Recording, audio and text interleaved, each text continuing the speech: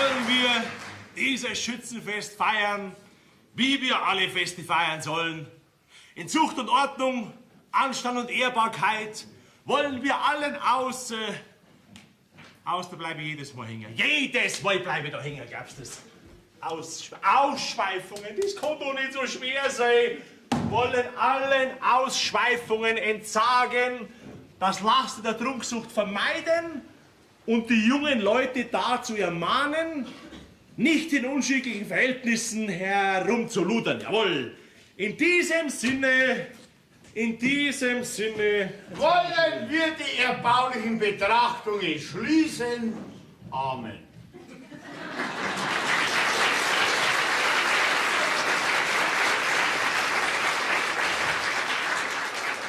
Was soll jetzt mit dir machen? Ja, das weiß ich auch nicht. Das war... Ah, Teufel. Stinkt der Kerl nach Schnaps? Ist der Mittag schon besoffen? Also, besoffen ist ein sehr hartes Wort, gell? Angeheitert könntest du sagen, Bürgermeister, falls du nach diesem Ausdruck suchen solltest. Tu mir deinen Hut runter, wenn ich mit dir red. Ja. Glaubst du vielleicht, der gibt dir Hans Wurst ab, ha? Dass du gar keinen Spaß verstehst. Ja, mein Lieber, das war mir vielleicht so ein Spaß. Ja. Wenn ich dich dienstlich zu mir herbstelle, hast du nüchtern zu kommen, verstanden? Dienstlich? Heute am Sonntag und Nacht zum Schützenfest. Es ist auf alle Fälle eine Sauerei, wenn man besoffen ist. Am helllichten Tag. Schlimmer wäre ein Viech. Na, also, ein Vieh ist mit einem Gemeindediener nicht zu vergleichen, nicht? Weil ein Viech sauft ein Wasser und ein Gemeindediener einen Kaffee. Wenn du dich nicht änderst, und zwar gründlich, Wandinger, na bist du längste Zeit bei mir Gemeindediener gewesen, gell? Mei. Wenn man's nicht aus reiner christlicher Barmherzigkeit tät, weil du sonst total verkommst und verschlammst, weil du keine Arbeit mehr hast, hätte ich dich schon längst rausgeschmissen aus dem Dienst. Wieso denn? Habe ich meinen Dienst nicht immer ordentlich verrichtet? Ja, das sollst du auch nicht machen. Wie oft habe ich dir gesagt, dass ich auch privat von dir einen anständigen Lebenswandel erwarte, wenn ich dir schon Arbeit und Brot gebe. Ja, die Gemeinde. Was? Nein, ich meine, die Gemeinde gibt mir Arbeit und Brot. Die Gemeinde bin ich in dem Fall. Und dass du das weißt. Meine Geduld ist jetzt zu Ende. Mit Bürgermeister reden wir mit einem Handwerksburschen. Aber noch so ein Wort, so ein aufsässiges, dann kenne ich keine Rücksicht mehr. Nimm dir ein Beispiel an meinem Lebenswandel. Führe ich mich vielleicht so auf? Arbeite ich nicht schon jahrelang darauf hin, dass Zucht und Ordnung herrscht in der Gemeinde?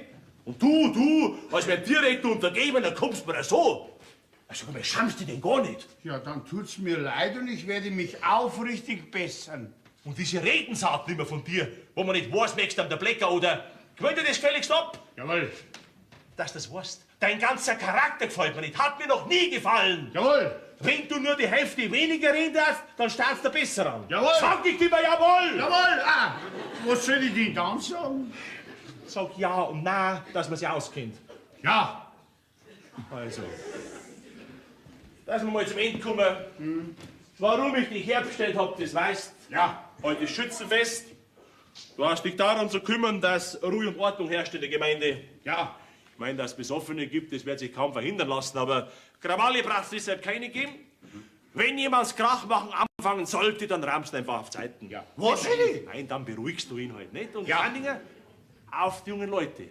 Auf die jungen Leute schaust du mir besonders, gell? Nicht, dass sie sich nachts in den dunklen Ecken paaren. Ja, nein, nicht, dass sie sich nachts paarweise, ich meine, in den dunklen Ecken rumdrucken.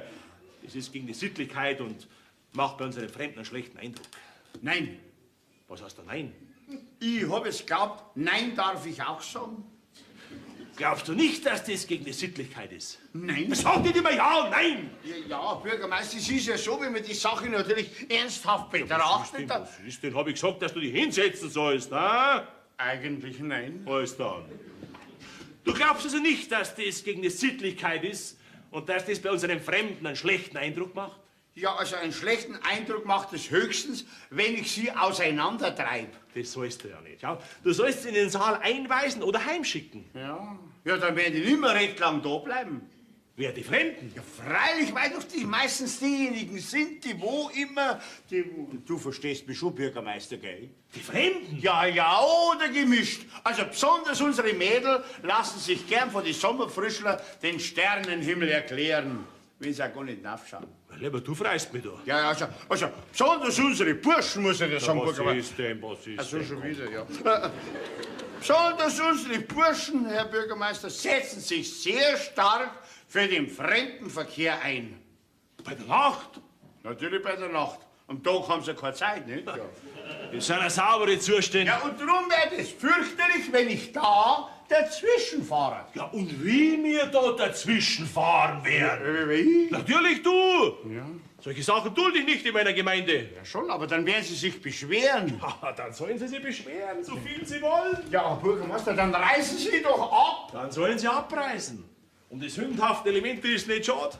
Wenn die weiter sind, gehen uns die Älteren seriösen umso lieber her. Ja, schon, aber von den jungen Leuten bleibt uns keiner mehr da. Das geht halt doch die Alten. Und die legen einen Wert auf eine Sittlichkeit und auf eine Moral. Erst gestern hat die Frau Baroness wieder zu mir gesagt, Ah, Schatzeit, geh mal weg. hat das die Baroness gesagt? Geh einmal. Wandinger. Sie hat gesagt, wie wohl es ihr tut, dass bei uns in der Gemeinde so anständig und sittsam zugeht. Ja, die kann das leicht sagen. Die mit ihren 60 Jahren reißt nichts mehr. Dieser saudummes Reden. Du machst auf alle Fälle das, was ich dir angeschafft habe, verstanden? Jawohl. Also, was sollst du tun? Das weiß ich nicht mehr. Ja, ich weiß. Besoffene auf die Seite räumen, Liebesleute versprengen. Ja, aber da bräuchte ich einen Hund. Mach keine blöden Witze. Na, ohne Schmarrn, Bürgermeister. Ich kann doch nicht hinter jeden herlaufen, bis er daheim ist, Also, nicht? wirst das, magst das, das auch, ist das klar? Jawohl. Also, dann kannst du das gehen. Jawohl, Gott sei Dank. Oh, Manni, du wehe. Wehe, wenn ich sehe, dass du besoffen bist, gell? Geh, Bürgermeister, kennst du den so schlecht? Ich und haha, Schnaps, das war sein letztes Wort. Danke.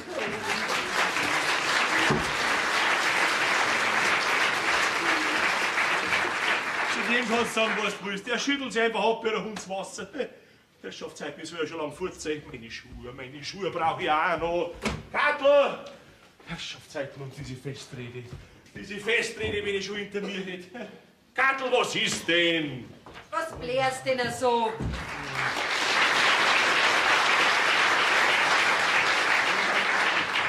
Ich brauche meine Schuhe. Da stehen's doch. Ja, dann bringen wir es gefälligst her. Ja, dass da du die fein nicht selber holen kannst. Weißt deswegen auch nur der Bürgermeister. Sind die Putzzeiten? Sind doch auch so sauber. Dreckern sollen sie auch noch sein. Ist das vielleicht der Glanz? Mit denen Schuhen soll ich eine Rede halten. Hei, bist wieder gut aufgelegt. Ja, was ein Wunder. Ein Kreuz ist mit dir. Kein Mensch kann da was recht machen. Ja, weiß man immer alles Fleiß tut. Ja, was ist? Kriege ich die Schuhe jetzt bald putzt oder nicht? Schädel sollte man das hinschmeißen. Ja, dort sei er aber gescheit, bis es gehört, gleich beim ersten Mal. Dann brauchen wir nicht immer erst zweimal sagen und reklamieren. Nicht? Sag einmal, warum kannst jetzt du nicht sein wie andere Mannsbilder? Lieber war du mit weiß Gott wem verheiratet, als wir mit einem, der wo sich selber für einen Heiligen hält. Weißt du was? Jede andere Frau darf sich die Finger abschlecken bis zum Ellenbogen auf, wenn so ein Mann hätte, wie ich einer bin. Das glaubst aber auch bloß du, gell? Weißt du nämlich wirklich für einen. Ach, ist ja nicht wert, das mehr. Dir steht's gut an. Dir steht's gut an, so zu reden. Da darfst du dir mal ein bisschen ein Beispiel nehmen, dass da mir. Ja, nimm dir lieber du ein Beispiel. Hast dem Herrn Pfarrer seine Predigt nicht gehört heute? Akkurat bist wie der Pharisäer, der gesagt hat, oh Gott, ich danke dir, dass ich nicht bin wie andere Menschen. In der ganzen Predigt ist es darum gegangen, dass man die eigenen Fehler erkennen sollte, ja, und mehr Nachsicht haben mit seinen anderen Leuten. Sag mir einen. Sag mir einen Fehler von mir, wenn du einen weißt. Das ist ja schon gerade dein Größter, dass bloß die von den anderen kennst. Also das glaubst du mir wirklich, gell? Jeder in der Gemeinde hat Achtung und Respekt vor mir und du kommst mir so. Und der Wandinger auch, der Gescherte, Hammi, der Gescherte. Und dem Pfarrer, mein Lieber. Dem Pfarrer, dem werde ich noch mal meine Meinung sagen. Der soll froh sein, dass ich in meiner Gemeinde auf Zucht und Ordnung schaue. Apropos Zucht und Ordnung, Moment, da will der Vollbär gerade was sagen. Anni! Anni! Ja, was ist denn? Kriege ich die Schuhe jetzt bald putzt oder nicht? Ja, dann sind's da wieder nicht gut, nur... Was her? Anni! Ja, sag mal, was ist denn los? Sitzt sie wieder auf ihre Ohrwaschen? Was? Lehrst ihn auch so. Die kann doch jetzt gerade was sein, was die nicht hört. Die hat mich zu hören. Die hat zu kommen, wenn ich ihr Schrei verstanden. Anni! Geh, schrei doch nicht so, Vater.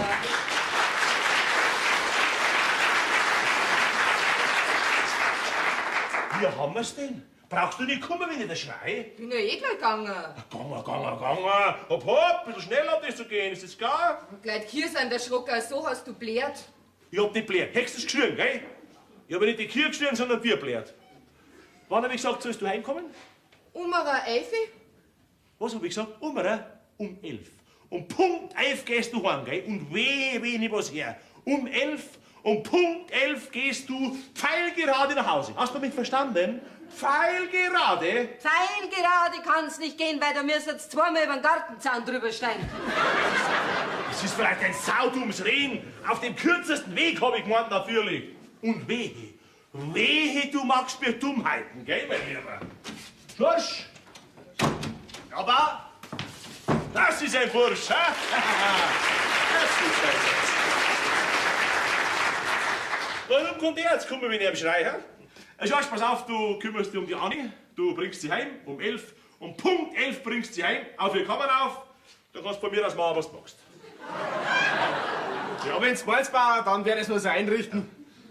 Gell? Und Schorsch, auf dem kürzesten Weg, ist das klar? Freilich, alles klar, Bauer, ich hab dich schon verstanden. Heimbringen, auf ihr Kammern auf und dann kann ich tun, was ich mag. Das ist ein Bursch, der Schorsch. Der versteht mich heute gleich aufs erste Mal. Im Gegensatz zu meiner Familie. Du sag einmal, Was denn? wo willst jetzt du hin? Wo wär ich hingehe? Ach, so eine blöde Frage. Zum Schützenfest natürlich. Geh weiter, mit einem Schuh. Das ist bloß eine Weizier. Ja, weil wir alle bei an allem schuld sind. Ja, natürlich. Ich soll ja auf meine Nerven rumtrampeln, als wenn ich keine Nerven nicht hätte, aber ich bin's ja schon gewohnt von euch. Ich bin's ja gewohnt. Anni, Ja, du kannst sitzen bleiben. danke. Wann hab ich gesagt, musst du heimgehen? Um Punkt 11. Jawohl, der merkt dir eines. Wir wollen allen jetzt hänge ich schon wieder. Ausschweifungen. Wir wollen allen Ausschweifungen entsagen, das Laster der Trunksucht vermeiden und die jungen Leute dazu ermahnen, nicht in unschicklichen Verhältnissen herumzuludern. Merkt euch das, gell? So, Wie ist der Vater allerweil schon so narrisch gewesen? Ach, woher denn? Erst seit der Bürgermeister ist, da hat's angefangen. Okay, vorher ist der normal gewesen. Na, also du so brauchst auch nicht reden von deinem Vater. Ist er wahr. Geh, schau, Anni. Er ist doch kein unrechter Mensch. Er raucht nicht, er sauft nicht, er flucht nicht und dass er andere anschaut, ja schon gleich gar nicht. Ja, mit uns meint er, darf er so fad sein, dass er ja nicht mehr geht. Und einen Respekt hat er in der Gemeinde, gell? Wenn der was sagt, traut sich keiner mehr aufmucken. Wie es halt daheim auch ist. Nicht bloß daheim. Erst kürzlich habe ich mit dem Herrn Pfarrer geredet. Bärmoserin hat er gesagt. Allen Respekt vor ihrem Mann. Er hat eine Zucht und eine Ordnung reingebracht in unsere Gemeinde, wie man es weit und breit nicht findet. Aber er überspannt den Bogen. Er müsste etwas mehr Nachsicht mit den Schwächen seiner Mitmenschen haben. Also, na gefällt's nicht einmal dem Herrn Pfarrer. Woher denn? Hast du seine Predigt heute gehört? Freilich. Gleich hab ich mir's gedacht, da kann sich der Vater einen Nasenfall nehmen. Du, wir sind eigentlich früher gewesen, wie ihr euch kennengelernt habt. Wie andere junge Leute halt auch. Ist er nachher so brav gewesen, wie es von uns Jungen halt alleweil verlangt? Dass einer den anderen bald nicht mehr anschauen darf? Also alles werde ich dir auch nicht auf deine Nase binden, gell? Dann wird's schon nicht so weit her gewesen sein, ha?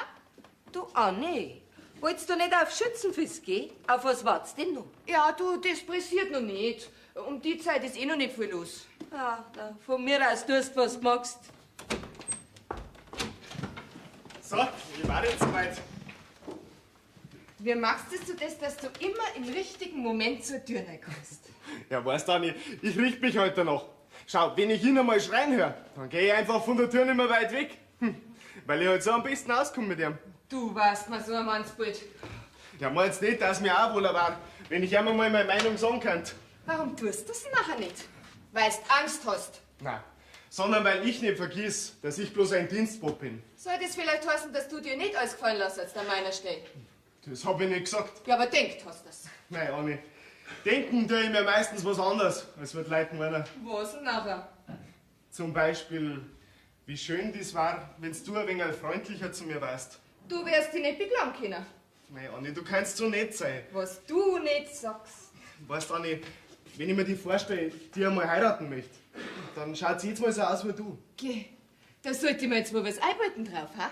Naja, das weiß ich ja schon lange, dass du mich da nicht leiden kannst. Was du alles weißt, Da geht es. Das spannt doch ein Blinder, dass du nichts wissen willst von mir. was du alles spannst. Ja, ist nicht so. Wenn du dir das also einbildest, nachher wird's schon so sein. Ja, nachher hat's freilich keinen Wert mehr, dass man redet. Schamst dich du nicht, dass du mein Kindermadel machen sollst?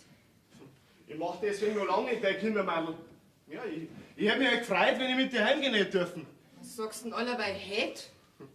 Ganz einfach. Weil ich es nicht mehr im Sinn hab, dass ich dich heimbringe. Weil, weißt du, Anni, aufdrängen tue ich mich nicht. Da wird da aber nix anderes überbleiben, weil der Bauer hat's ja auch geschafft. Der Bauer hat mir an einem Feiertag schon gleich gar nichts anzuschaffen. Du gehst also nicht mit mir heim? Fällt mir ja nicht ein, wenn's dir so zwider ist. Wenn's mich nicht heimbringst, dann ist morgen wieder der Teufel los. Und ich möchte nicht schuld sein, wenn's einen rechten Krach gibt. Ja, das ist ja so ist die Geschichte. Der Lachen ist schon recht. Oh, mein Lieber, die werden noch beißen brauchen. Ja, aber die zeig ich mir schon. Mein Lieb ist ja trotzdem. Hey, Vater, was tust denn du da? Reinschauen. Darfst du dich schon reintrauen? Nein, der Bauer ist nicht da. Weiß ich schon, sonst hätte ich gar nicht einmal reingeschaut, nicht? Du, was hat's jetzt da am Fenster so Interessantes gegeben? Nix, warum? Na, ich meine, dass ihr gleich zur zweiten ausschauen habt müssen. Ja, wir werden doch wohl noch aus dem Fenster schauen dürfen. Selbstverständlich dürft ihr zum Fenster ausschauen. Sag mal, was tust du denn schon wieder so gespaßig? Der spaßig, das ist eine Einbildung. Und Einbildung macht Leute krank. Ja, schau schon, wie soll denn das weitergehen, hä? Was denn? Ja, was du nicht so scheinheilig? Halt mir nicht für dich mal als dich selber, gell? Ja, mei, wenn ich sie halt gern habe, ich kann ja auch nichts dafür. Ja, muss denn ausgerechnet die gern haben? Ja, sowas lässt sich nicht anschaffen. Das soll jetzt du eigentlich schon wissen in deinem Alter. Naja, aber sie will ja so nichts wissen von mir. Ich glaube, das ist ein Irrtum. Ah, was, du glaubst, sie mag mich? Ja, das kann man nicht so richtig sagen, aber auf alle Fälle bist du ihr nicht ganz gleichgültig, nicht? Ja, und wir sehen auch die Geschichte weitergehen. Ja, mei. Ja, mei. Glaubst du, dass du mit einem Ja, mei eine Familie gründen kannst? Nein, weil dein tugendsamer Bauer, wenn der da dahinter kommt, der schlägt das Kreuz ab. Ja, der darf du gnädisch werden. Da kannst du recht haben. Ja, wo man anders muss und bei einem Märzenkoder, gell? Ja, andererseits, was soll er mir schon groß tun? Ja, rausschmeißen werde die und ich fliege natürlich auch, nicht? Warum denn du? Du kannst ja nichts dafür, wenn du auch zufällig mein Vater bist. Ja. Was heißt da zufällig? Du, das war Absicht bei dir, gell? Aha, ist doch wahr auch. Ich hab mir dich nicht ausgesucht, ja, und du dir mich genauso. Ja, aber ein anderes Mädel hättest du raussuchen können, nicht? Wie mir halt grad die gefällt, die kann ich auch nicht helfen. Die braucht bloß ihrem Vater Nachgrund am Freitag. Nein. So weit lassen sie gar nicht kommen. Wenn's mich nur einmal gern hat. Das andere, das kriegen wir dann schon. Also deinen Optimismus, den möchte ich haben, ja. Ja, gefressen hat der Bauer noch keinen. Du, bei mir hat's einfach nicht mehr recht weit gefehlt. Wieso? Was war denn? Ja, ich hab ihm nicht das Richtige gesagt. Ja, siehst du, das hast du jetzt davon, weil du immer so saudumm daherreden musst. Aber warte, mein lieber Bürgermeister, das soll ich haben. Da pass auf. Ich möchte schon wissen, wie... Ja, oft dauert das gar nicht einmal so lang, vielleicht sogar heute noch. Was hast du denn im Sinn? Pass auf. Der Bauer, der sauft sich heute einen Rausch an. Was? Ja. Okay, du spinnst ja. Weißt du, Hätte Rie? ich bald gesagt. Na, wenn ich das sag, ich trau meinen Augen nicht, aber die ersten 2 Maß Bier hat er schon untergeschickt. Okay, aber der vertragt's doch überhaupt nicht. Eben, weil er nichts vertragt, darum wird der Auf umso größer. Ja, aber warum sauft denn der heute so? Also, das verstehe ich nicht. Stecken geblieben ist er. Stecken geblieben? In seiner Rede ist er hängen geblieben, gell? Und ist am Verrecker nicht mehr reingekommen. Du, so einen roten Belly hat er aufgekriegt, wie eine Schlusslampe vor einem D-Zug. Ja, das kann ich mir bildhaft vorstellen. Ich hab noch zum Postbier gesagt, der muss ihm bei jedem Maß Bier ein Stamperl Schnaps reinschütten. Weißt du, das da gibt dann ein bisschen besser. Du, da kennt er die Welt nicht mehr dann. Ah, ein schwerer Schlag für seine Tugendhaftigkeit. Du, da werden wir noch lang zum Beißen haben. Vielleicht wird er auch ein bisschen dasig. Ja, hoffentlich.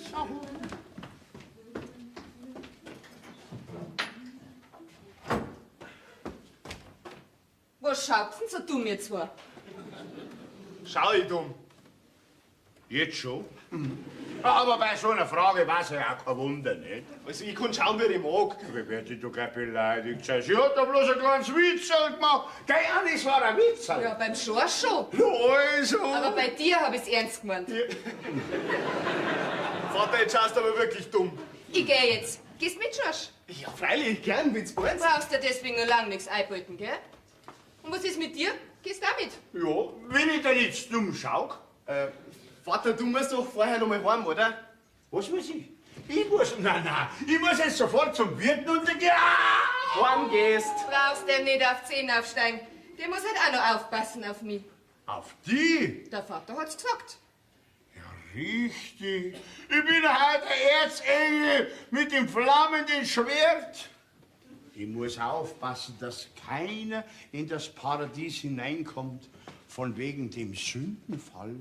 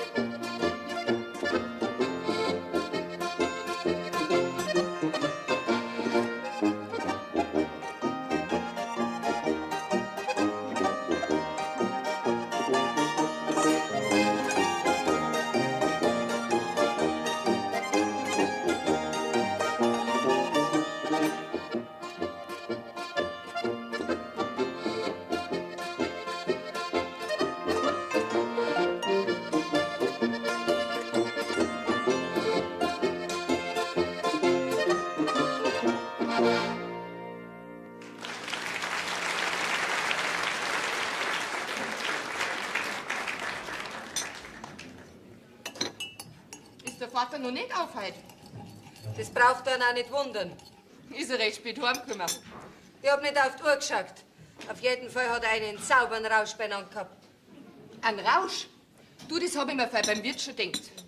Es ist ja nicht bloß wegen ihm allein. Wann bist denn du heimgekommen? Ich? Ja, schon so um 11 Uhr umeinander. Hat dich der Schorsch heimgebracht? Ja. Wie es der Vater angeschafft hat. Wie weit ist er dem mitgegangen? Ja, no. Bis vor die Haustür halt. Anni, Du, wenn der Vater halt nicht aufsteht, dann weiß er der Schorsch überhaupt nicht, was er da soll draußen. Ich geh schnell raus zu ihm. nein, bleib nur da. Der kommt schon von allein.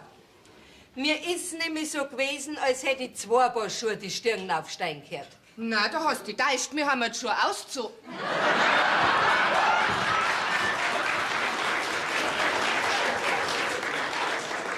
Drum, ich hab jemand Strumpfsocker tappen hören. Ja, ich hab mir gedacht, dass ich die nicht aus dem Schlaf rausbringe. Zuerst hast du gesagt, wir haben. Hab ich das gesagt? Ja, mei, da hab ich mich halt verrät. Verschnappt meinst. Du, Anni, ich hoffe, du weißt, was du zu tun hast, gell? Und was du uns und dir selber schuldig bist. Das braucht mir keiner sagen. Ja, na, ist schon recht. Weil die Schmuserei im Haus, die tue ich dir nicht. Sonst müssen wir dem Schorsch einen Dienst aufsagen. Der Vater, wenn das wisst, wo der so streng ist. Der hat's ihm doch selber angeschafft, dass er mich heimbringt. Das ein Kreuz ist das mit dir. Guten Morgen, Weidin. Guten Morgen. Ist der Kaffee schon fertig? Sitz dir nur hin.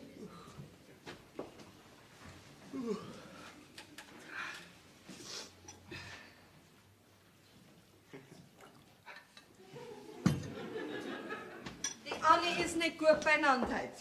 Was? Nicht gut beieinander sagst? Na ja, ein bisschen zu wenig geschlafen wird's heute haben. Ach so, wenn sie ja nicht krank wird. Nein, das glaube ich nicht. Zu viel tanzt hat's halt und gewöhnt ist es ja auch nicht. Ja, natürlich, das nimmt einen schon mit, gell? Ja, und gar, wenn man sich gewohnt ist. Dir macht es ja nichts. Mir? Ah, nein, das macht mir nichts aus. Ja, es kennt mir da auch nichts an, dass du kaum ins Bett gekommen bist. Ich? Ja, ich bin spät heimgekommen. Naja, weißt schon, wie es hergeht.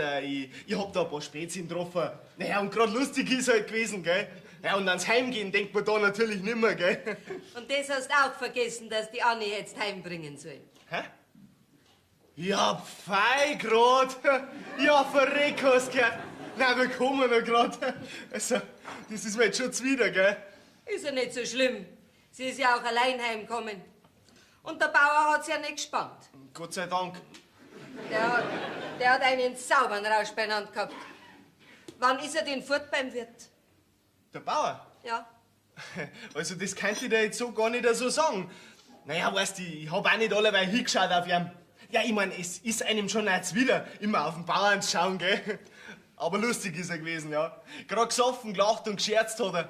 Ja, und wie ein Junge hat er mit der... Was hat der? Naja, gesoffen halt. Wie ein Junge hat er mit der, hast du gesagt. Mit der Weichern hat der. Ja, mit der Dings, das weiß ich jetzt auch nicht mehr so genau. Jetzt hätte ich ja bald das Neueste vergessen.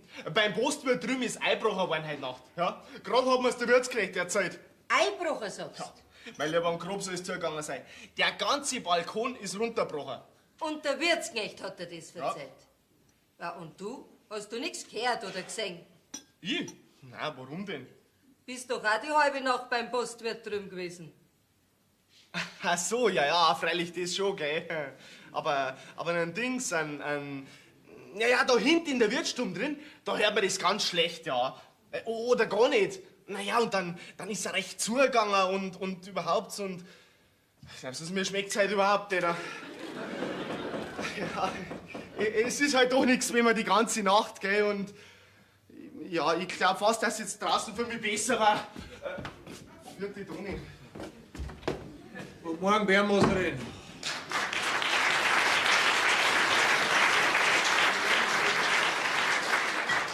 Guten Morgen, Toni. Was blinzelst denn da so? Und warum hältst du denn deine Kappe in der Hand? Das passt mir heute noch nicht. Der für mich ein bisschen hinsitzen. Ja, freilich sitzt du nur her. Dankeschön.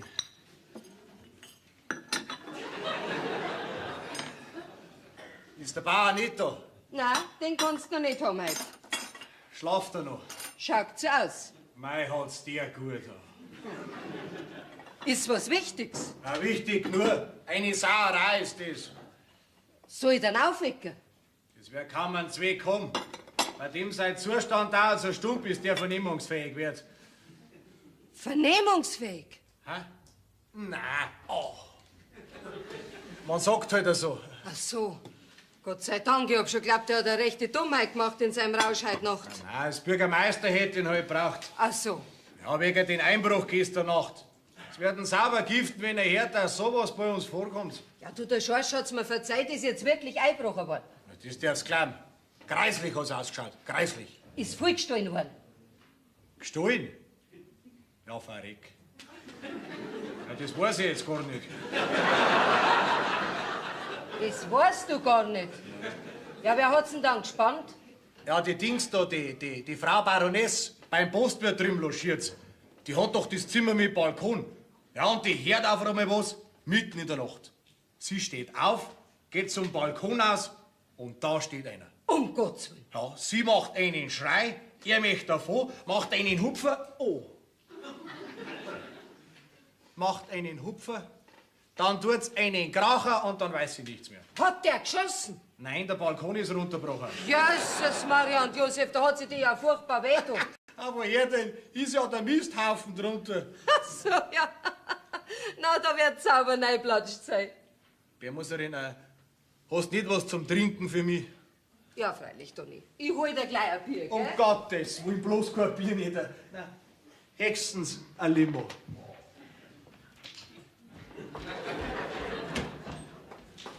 War das jetzt schön, wenn ich ein bisschen schlafen dürfen.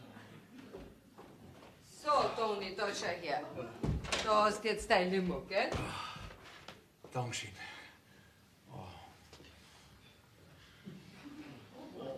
Ja, du, der trinkt die Fein nicht, gell?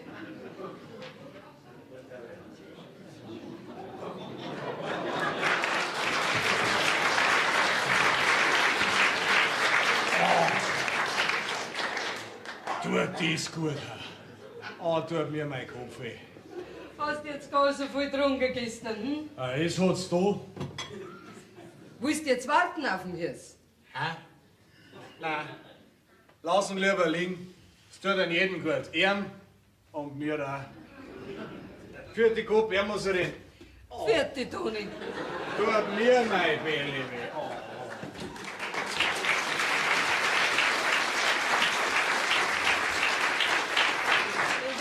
ist ja allerhand los gewesen. Aber dass jetzt mein Hirse so gesoffen hat, das verstehe ich am wenigsten.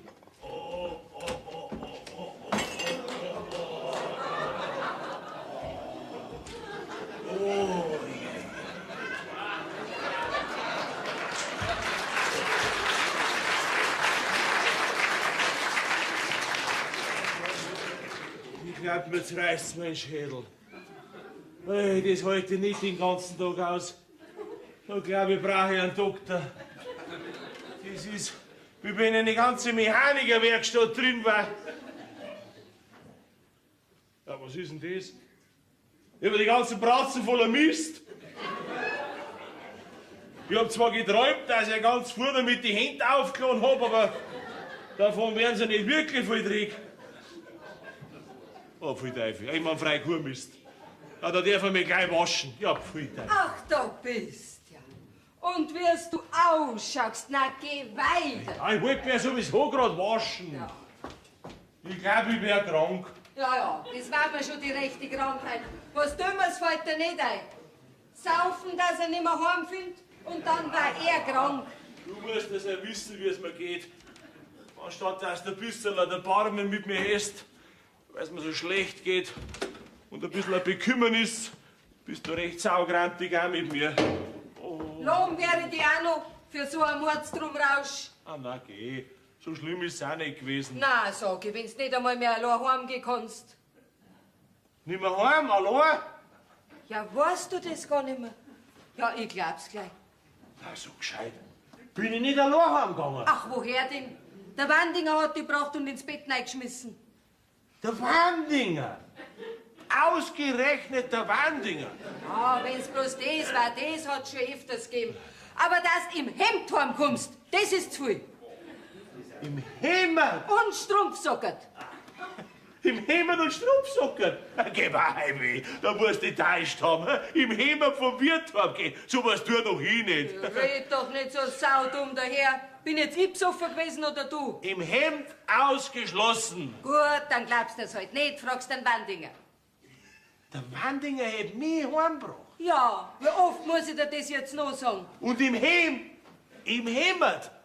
Oje, oje. Das schaut da gar nichts, das soll dir nur weh tun. Ich darf es ja gern aushalten, wenn bloß das nicht wahr war.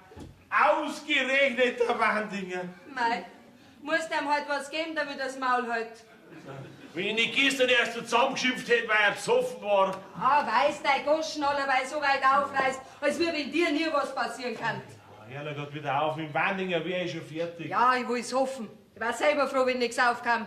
Aber dass ich dir das so schnell vergiss, gell, das brauchst du nicht einbilden. Ei, wenn mir nur der Kopf jetzt so weh tat, dass ich ein bisschen besser denken kann. Ich glaube, ich leg mich noch mal ins Bett. Nix da, du bleibst jetzt auf. Der Gendarm hat auch schon gefragt nach dir. Der Toni? Ja, der Toni. Und jetzt geh weiter. Komm, jetzt zieh dich einmal an. Rennst allerweil noch Strumpfsocken umeinander wie ein kleiner Bub. Ja, wo sind denn meine Hausschuhe? Versuch, das sei so gut. Ja, soll ich vielleicht? Was?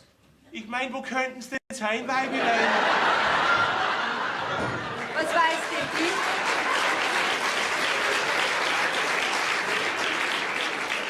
Wo du das hingeschmissen hast.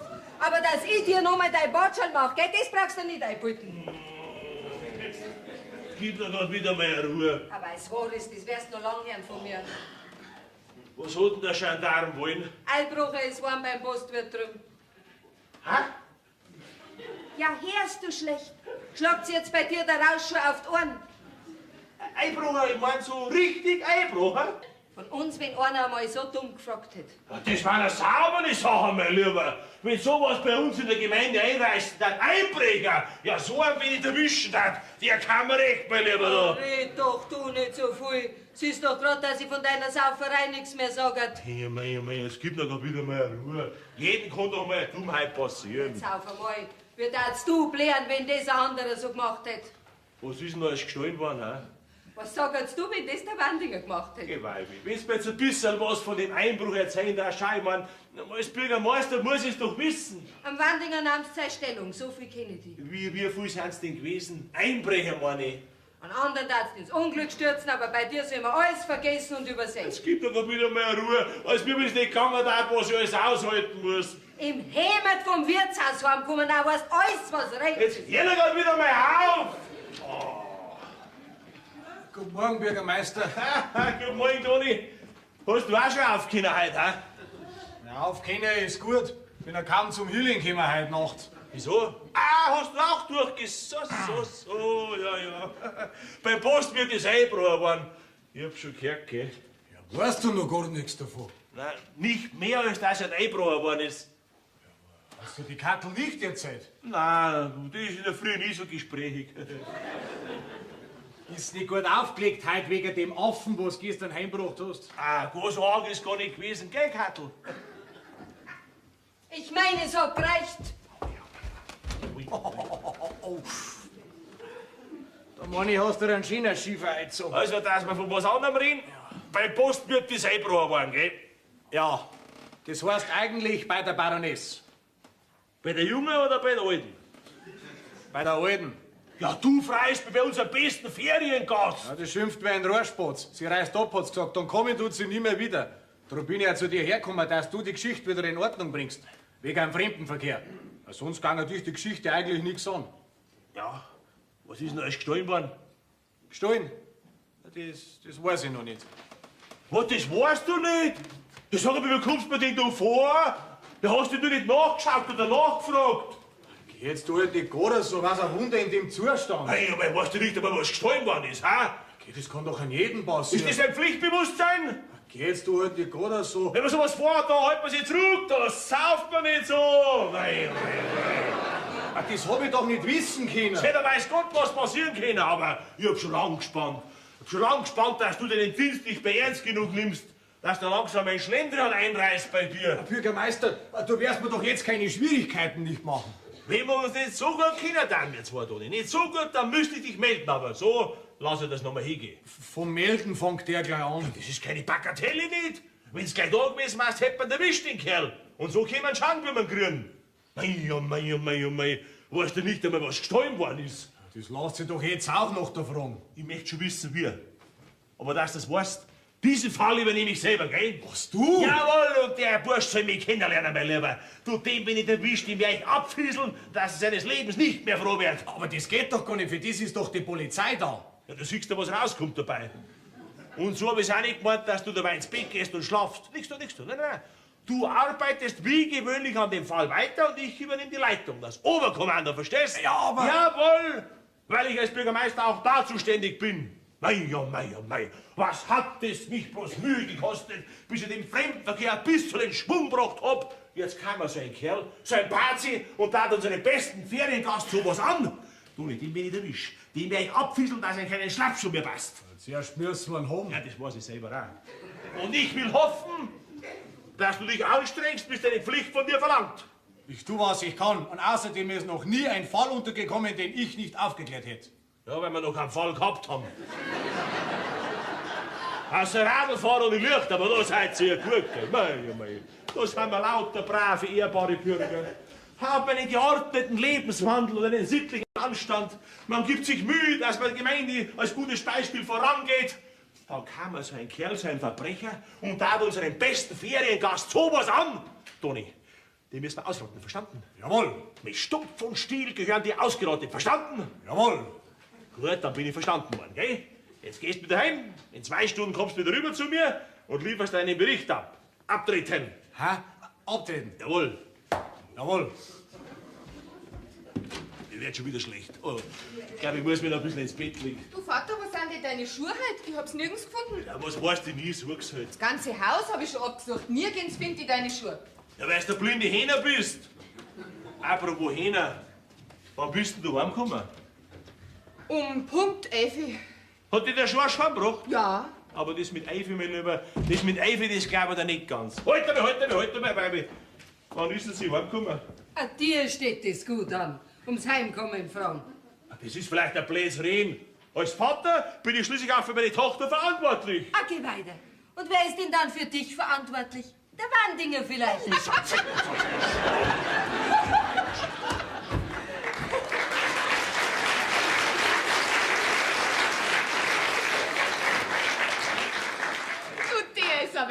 hart worden.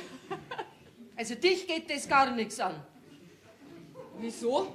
Das ist doch nichts Unrechts. Das ist gerade eine Tatsache. Ja. Aber auch eine Tatsache kann manchmal was Unrecht sein. Das müsstest du am besten wissen. Wieso? Wie hast du denn das gestern vorgestellt mit dem Schorsch? Ja, hörst du nicht? Ich weiß doch auch nicht. Habt ihr als Heiraten im Sinn? Als heiraten? Und da haben wir gar nichts geredet. Da war ja nie eine Aussicht. Ja, also du, dann muss er aus dem Haus. Das musst du einsehen. Möchtest du den gern heiraten? Ja, den möchte jede. Naja, na red's halt mit dem Vater, wenn's euch traut. Ich hab nichts gegen den Schorsch, das ist ein tüchtiger Mensch. Den hätte ich auch nicht.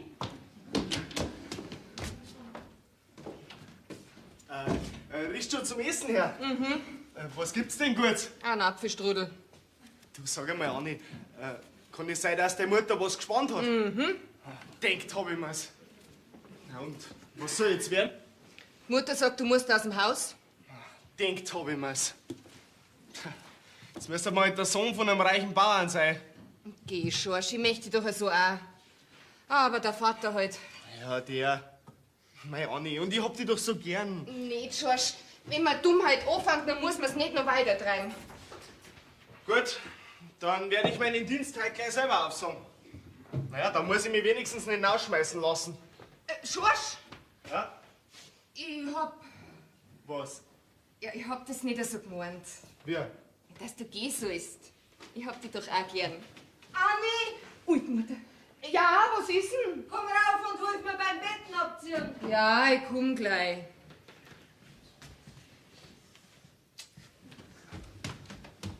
Herrschaftszeiten, was fange ich noch grad an? Na, wenn sie auch nicht sieht, dann darf man uns leichter. Merkwürdig, merkwürdig. Wo noch der ganze Dreck herkommt, hä? Das ganze Bett ist voller Dreck. Was sagst du? Das Bett voll Dreck? Das gibt's überhaupt nicht. Was möchtest du da heute mit dir? Hab ich nicht geredet. Ich? Ja, ich geh schon. Da, halt einmal. Also weißt du, jetzt schau dir das einmal an. Sag einmal, hast dich da vom Wirtshaus heim gewalzt und dir grad die ärgsten Drecklöcher ausgesucht? Hey, mein Alte, wenn's du nicht immer so kreislig daherrennt. Yes, ich sag dir ja nix, wenn's 5 freischätzt im Jahr oder 10. Aber wenn's ausschaust, als hätt man mit dir hinter die Kirche einen Dreck zusammengewischt und dich dann noch ins Bett reinflagst, na du, da müsst eigentlich schon ein Engel sein und dann kann ich das Maul nur über. Jetzt ist er mehr Ruhe, gell? Wer ist noch der Herr im Haus? Ab halb bin sie und dein Bett waschst du selber.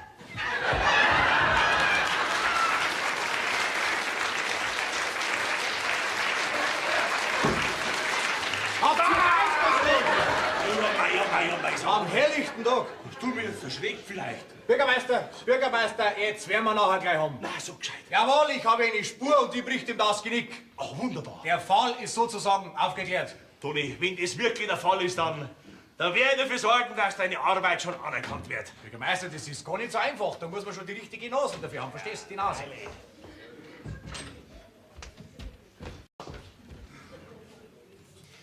Geh, Weibelein, nimm's mit.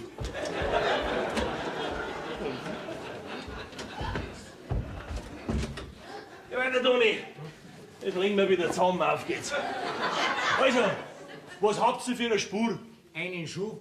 Einen Schuh haben wir von dem Verbrecher und den Fluchtweg, den wissen wir jetzt auch. Geh weiter. Wo ist er hin? Da ist er her. Vom Postbier drüben stehen wir gerade auf dein Stadel zu. Und weiter? Weiter. Weiter weiß ich noch nicht. Recht viel ist das aber nicht, du. Aber die Hauptsache und der Schuh schon gleich. Der bricht ihm das Genick, sag ich dir. Du weißt ja nicht, wo er ist. Okay, das ist doch ganz leicht zum rausfinden. Ich möchte schon wissen, wie. Ja, zum Schuster geh ich halt damit. Sag einmal, schlafen bei euch die Kühe im Bett drinnen.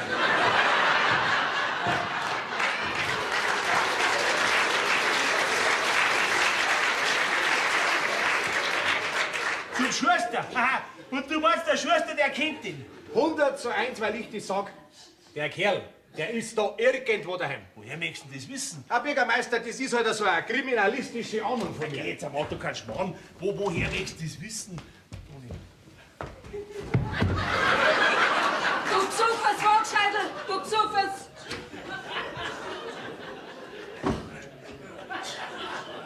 Ja, war eine Ahnung, du. Aber keine kriminalistische. Bürgermeister, das sind auch noch die Zeugenaussagen. Das sagst du erst jetzt. Das ist doch viel mehr wert für deine kriminalistische Ahnung. Wer hat denn was gesehen? Fräulein Gabriele, die Nichte von der Baroness. Sie sagt, sie hat den Täter am Schützenfest gesehen und... Und? Und mehr kann sie nicht sagen. Schützenfest, ja. Ein bisschen was ich sage, ja. Also nachher pack es wieder. Ja, Toni, da muss Dampf dahinter. Der Kerl muss her. Und wenn wir ihn haben, dann werden wir abfieseln, dass er seines Lebens nicht mehr froh wird. Gut, nachher geh jetzt. Jawohl, auf geht's. Halt.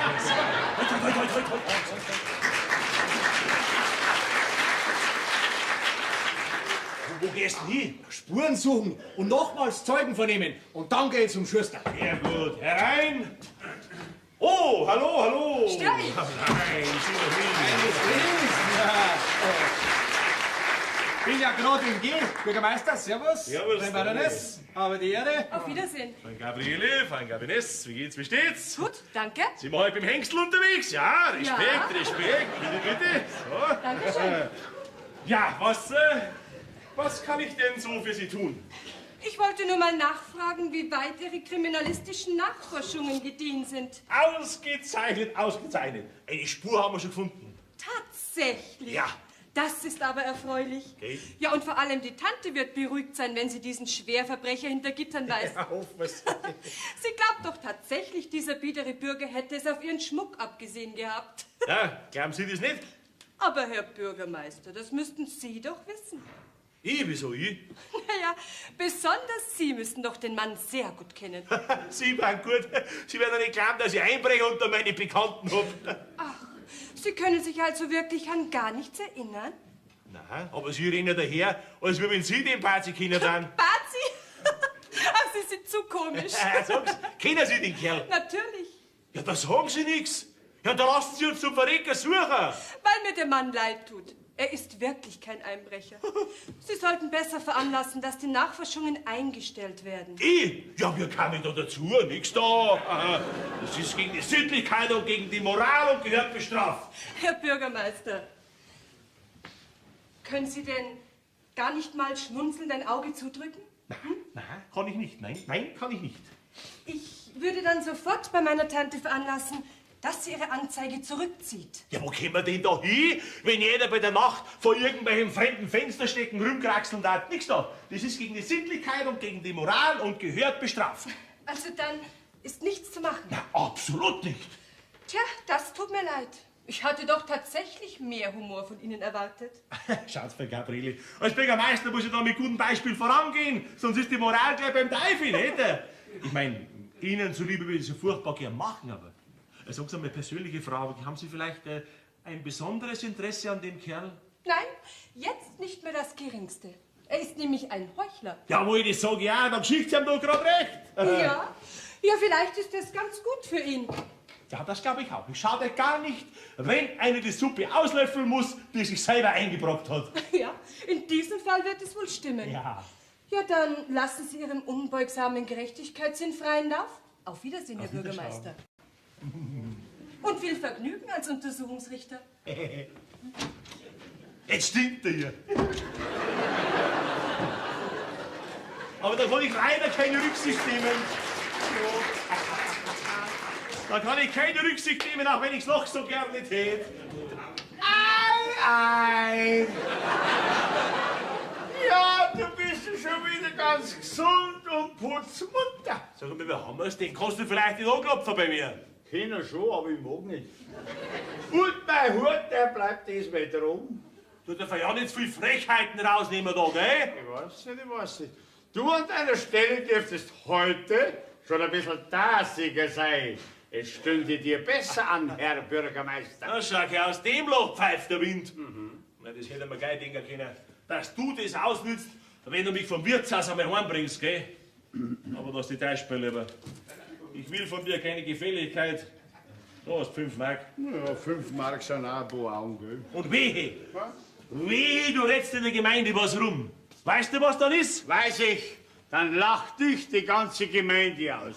Dann schmeiß ich dich hinaus. Nein, ich glaube eher, dass du zu mir sagen wirst, Wandinger, du bist mein bester Freund, Sag mal, bist du wahnsinnig geworden?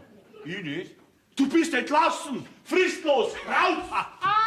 Also hier ist es, wenn du so rümpfig warst, dann würdest du zu mir sagen, Wandener Dirgel, ich bitte dich, Gorsche, bleib bei mir da. Rimpfig? Hast du rimpfig zu mir gesagt?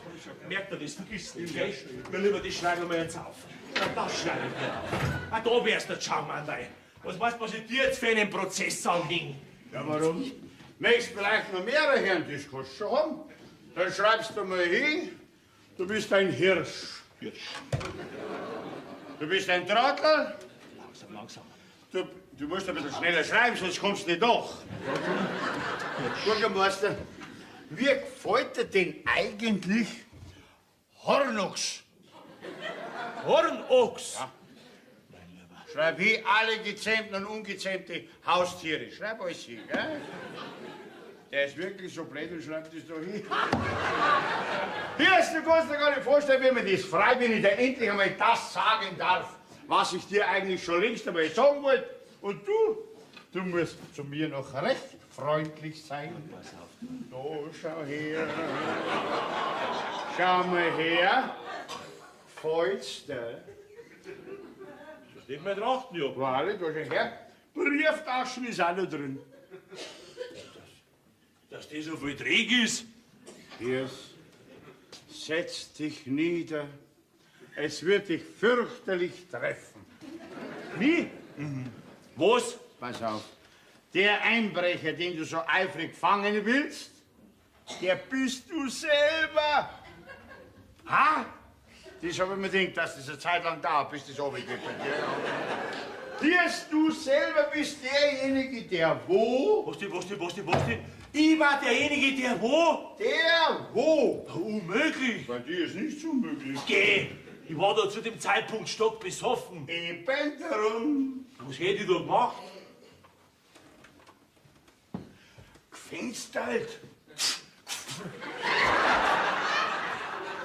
Fenster! Ja. Ausgeschlossen. Gut, bitte wissen Sie, glaubst, gehe sofort zum Gendarm, sag ihm alles.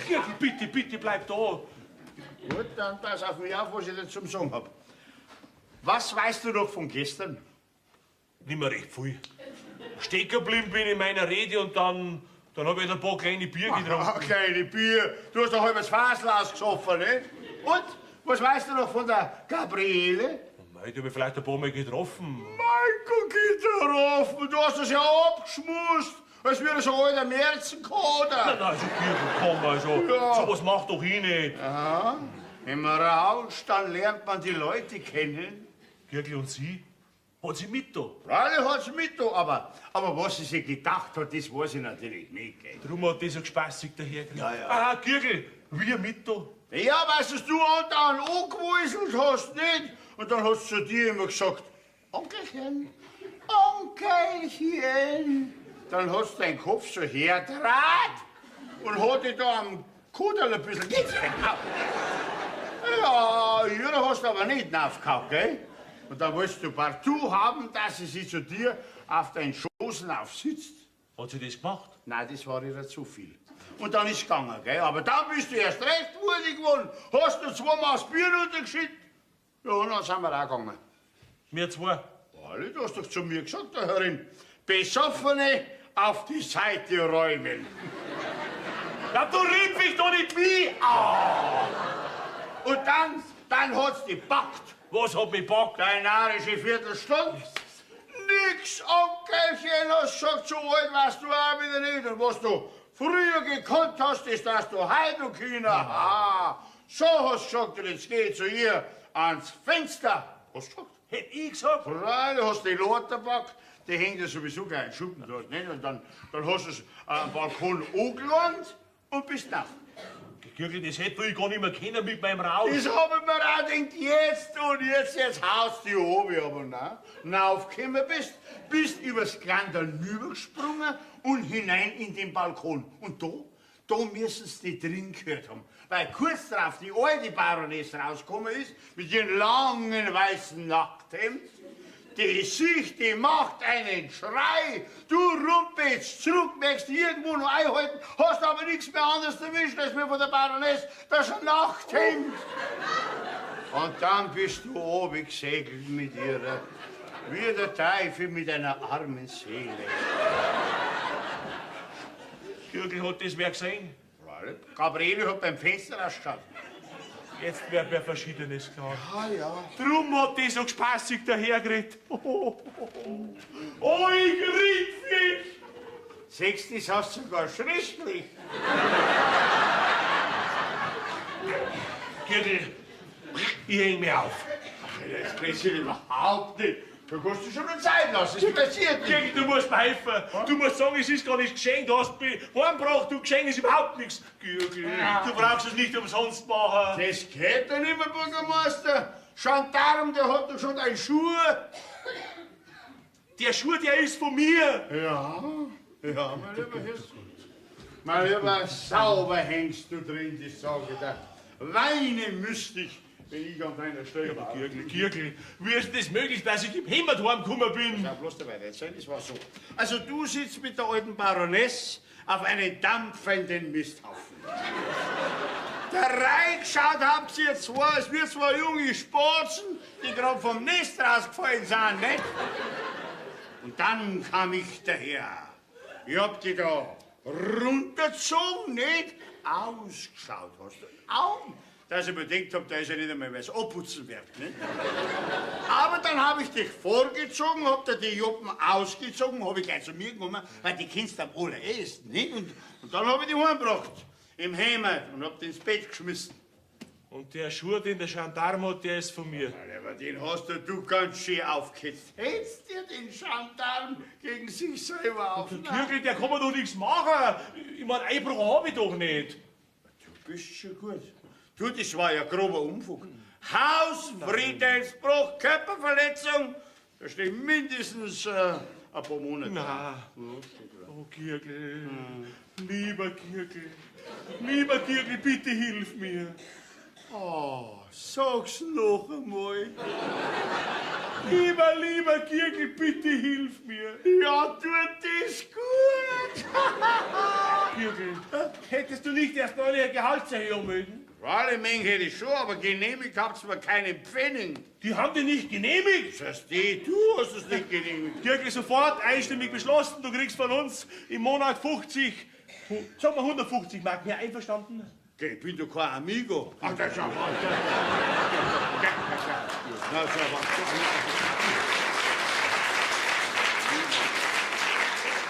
Wäre die Bestechung, sowas ist strafbar, nicht? Geht nicht. Sagen wir 200. Gürgel, wir sind doch immer ganz gut ausgekommen miteinander. Mein Gott, gut auskommen heißt ja nicht. Naja, schau, ich bin ab und zu ein bisschen grob war zu dir oder ein bisschen ungerecht, aber Gürgel, innerlich warst du eigentlich schon immer einer meiner, was heißt einer meiner? Du warst mein allerbester Freund. Gürgel, du bist mein bester Freund. Du bist mein allerbester Das Freund. ist gut. Du bist mein allerbester Freund.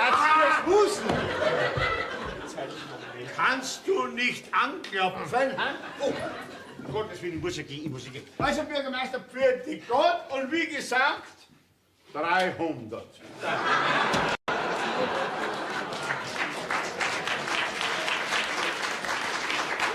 Bürgermeister, aus dem Zeug ist nichts weiteres zum Rausbringen. Gott sei Dank. Ah, ich mein, Gott sei Dank, dass wir wenigstens eine Spur haben jetzt, gell? Ja, das ist die Hauptsache. Den kriegen wir schon, den Kerl. Toni, wie war's? Vielleicht, wenn du jetzt Feierabend machen darfst für heute. Nein, das halte ich schon aus. Der Baroness pressiert's ja auch so. Und drum gehe ich jetzt zum Schöpster. Oh, nein, Toni! Gerade da die heute nicht mehr hingehen. Wieso nicht? Naja, ich mein, wenn's pressieren darf ich nichts sagen, aber schau dir, der kommt ja noch früh genug auf, dieser arme Teufel. Armer Teufel. Und vorhin hast du gesagt, das ist ein Verbrecher, da gibt es keine Gnade und keine Barmherzigkeit. Ich hab mich halt geärgert, mein Gott, man redet der Mama ist ein Blödsinn daher, aber das ist doch auch bloß ein Mensch. Schau, jeder Mensch macht doch einmal Dummheit. Na, vielleicht auch ich, vielleicht auch du, man weiß es nicht. Man muss doch ein bisschen nachsichtig sein mit den menschlichen Schwächen. Na, schau, es war doch bloß eine Kleinigkeit. Bürgermeister, Einbruch ist keine Kleinigkeit. Du, Toni, ich hab gehört, dass das überhaupt kein richtiger Einbruch gewesen sein soll. Mehr so ein Gaudi oder so, weißt? Das muss ich dich schon dumm fragen. Sag einmal, Bürgermeister, kennst du den Kerl? Na, man redet ja bloß so, nicht? Mein Gott.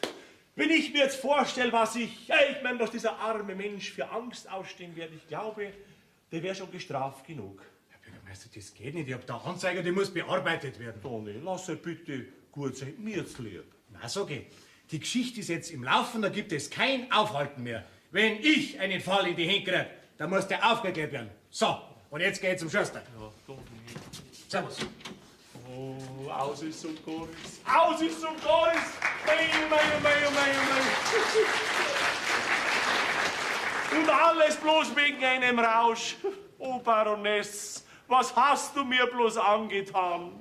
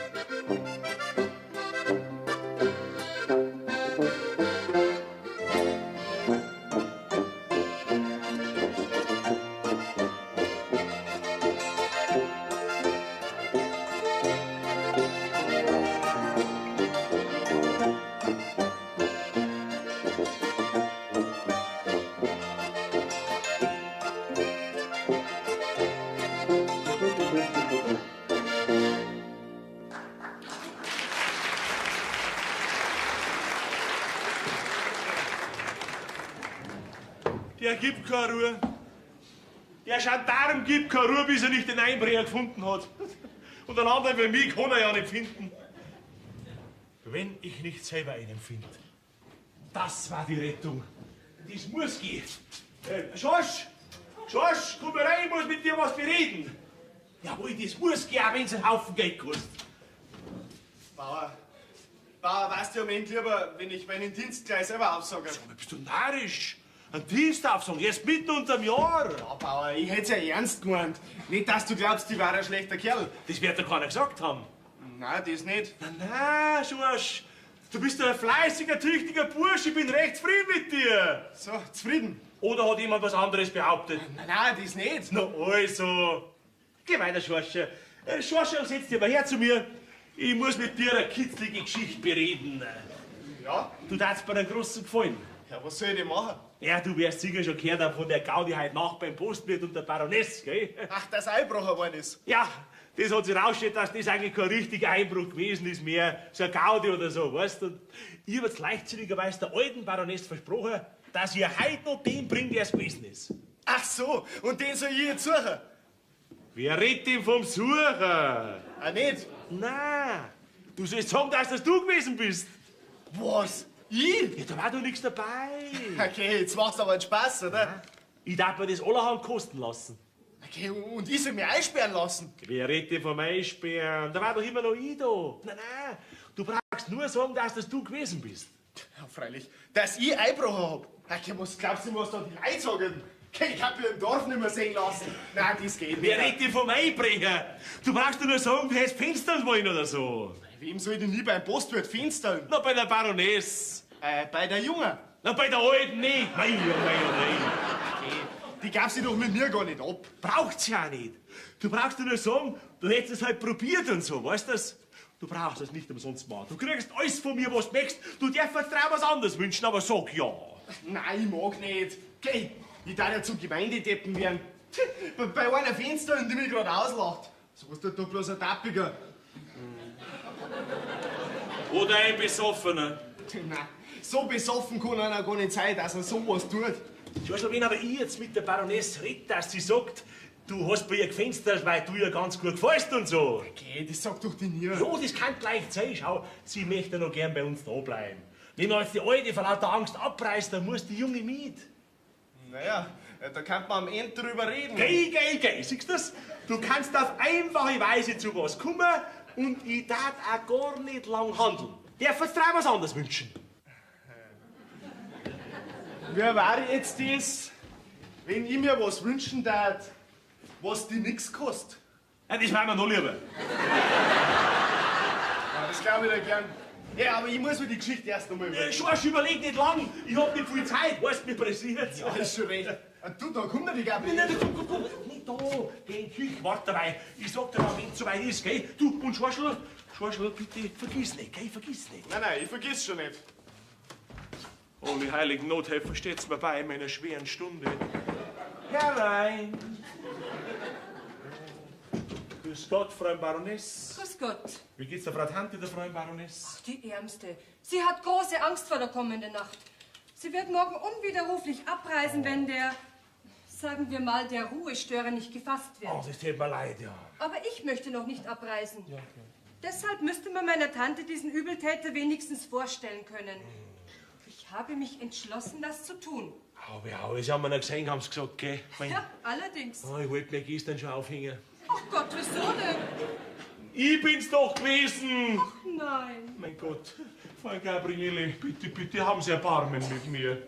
Ja, verdient hätten Sie es nicht. Ja, könnte man es denn nicht vielleicht so machen, dass vielleicht der andere sagt, der war's gewesen? Aber das macht doch kein Mensch. Also so blöd ist keiner. Ja, ich weiß es schon. Tatsächlich. Ja, der darf es aber nur machen, wenn er sagen darf, er hat bei einer gefenstert. Bei mir gefenstert. Jetzt hören Sie aber auf. Mensch nicht. Von mir aus. Soll er sagen, was er will, denn Tatsache ist es ja nun einmal. Ja, freilich. Aber sagen Sie, ist er denn wenigstens jung und fesch? Ja, das glauben Sie, fescher, schneidiger Bursch. Gott sei Dank. Immerhin noch ehrenvoller für mich, als wenn Sie...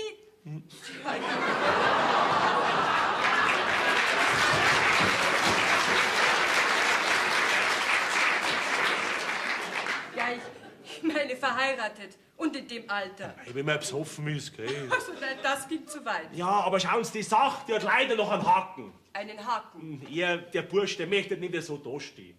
Also was wollen Sie jetzt damit wieder sagen? Er möchte, dass er sagen darf, Sie hätten mitgetan.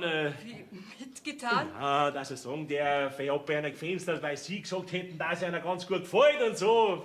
Also das ist jetzt ein starkes Stück. Wieso denn? Das wird dann doch bestimmt lieber sein, als wenn ich, schauen Sie, verheiratet nicht und in dem Alter. Aha, also so schaut das berühmte Fenstern aus. Aber könnte ich denn meinen unbekannten Verehrer wenigstens mal zu Gesicht bekommen? Selbstverständlich, der wird gleich da sein. Schwarz, komm rein. Ja, da war ich. So, da ist er. Frau Baroness möchte ich gerne mal anschauen. Ja, das kannst du gern machen. Aber tut sie mit. Oh, das glaubst du. Na, Sie großer Sünder? So blöd wär ich nicht gewesen, das ist gewiss. Komm, wenn du besoffen gewesen wärst. Besoffen geh ich halt nicht zum Fenstern. Sehen Sie, da könnt ihr manche was lernen. Es wäre aber vielleicht doch besser, wenn du sagst, du warst besoffen gewesen. Ja, nie. Geh, ich muss mich doch schauen, wenn ich meinen Rausch zu so einem bildsauberen Madel hintrage. Ja, was sagst du dann? Was ich sag? Naja, dass ich halt ausgerutscht bin am Balkon und dann bin ich runtergefallen. Naja, das andere, das kann man ja lassen. Mir scheint, Sie haben Erfahrung in diesen Dingen. Hä? Erfahrung? Ja. Naja, mei, man kommt halt so dahinter mit der Zeit, gell? Nein, das heißt, was man halt so hört von den Alten. Naja, heutzutage geht ja nicht mehr viel in der Beziehung. Noch dazu, wo unser Bürgermeister so drauf schaut. Gell, Bauer? Ja, und wieso wissen Sie denn dann, was da so alles passieren kann? Naja, wie gesagt, von den Alten halt. Mein Lieber, das werden so ein Lotri gewesen sein früher. Wissen Sie was? Wissen Sie was? Das war gewiss auch so ein alter Depp, der da zu Ernen auf wollte. Die braucht sie nicht mehr jetzt, gell?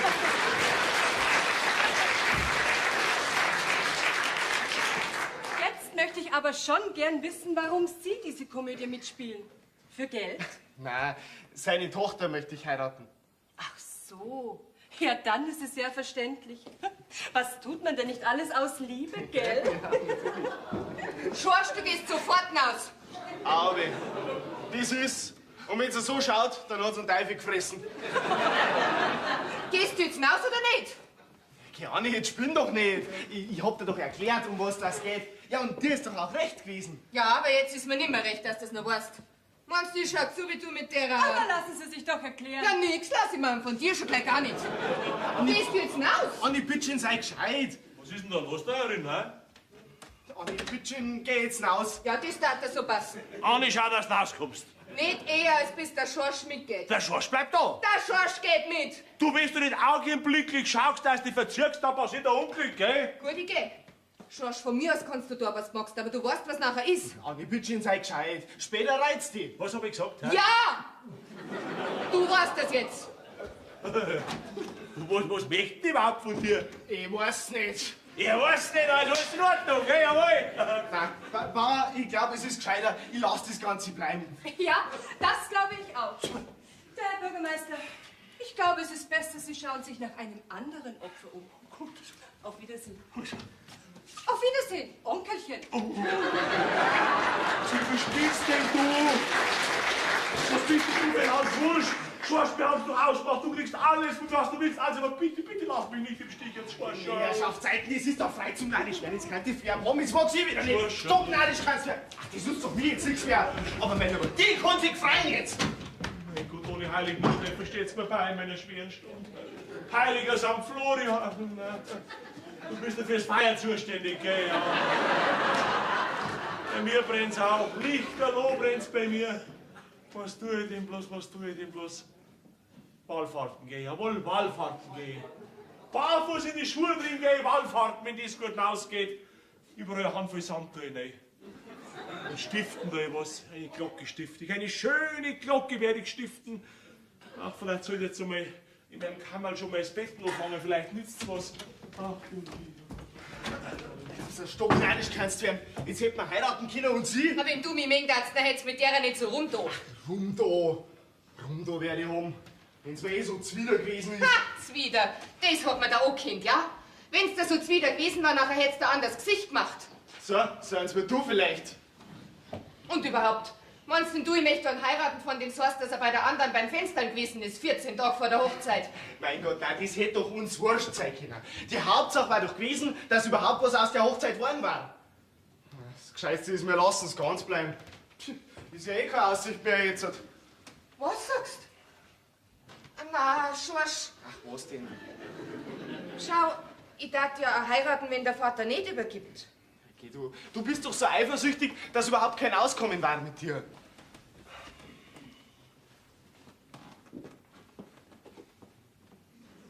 Ich tu es nimmer, Schorschl. Gewiss nimmer. Ganz gewiss nimmer. Also gut. Um Gottes Willen. Du bist das gerade, Vater. Da hätten wir uns nicht so schrecken brauchen. Was willst du denn? Ich hab jetzt gerade mit der Bayerin ein bisschen unterhalten. Ja und? Was sagt's? Ja, loben tut's nicht, das kannst du ja denken. Ja, mei. Ja, mei, du. Ja, hast du gar nicht das Wort, das wird ein saublödes Ja, mei? Ja, mei. Ja, und wie soll dann die Geschichte weitergehen? Heiraten möchte man halt. So, und nachher? Ja, nachher muss ich mal wieder Arbeit suchen. Wer? Du Arbeit? Ha!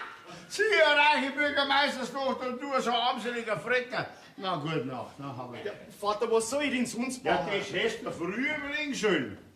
Vater, fällt in dir nichts ein. Ich meine, dir fallen doch sonst auch immer die größten Dummheiten ein. Größere nicht. Größere nicht, das wird dir, gell? Geh, Vater. Ja, schön. Ja. Hast du ein Vertrauen zu deinem Vater? Nicht recht viel. Gut, dann sag ich dir nichts.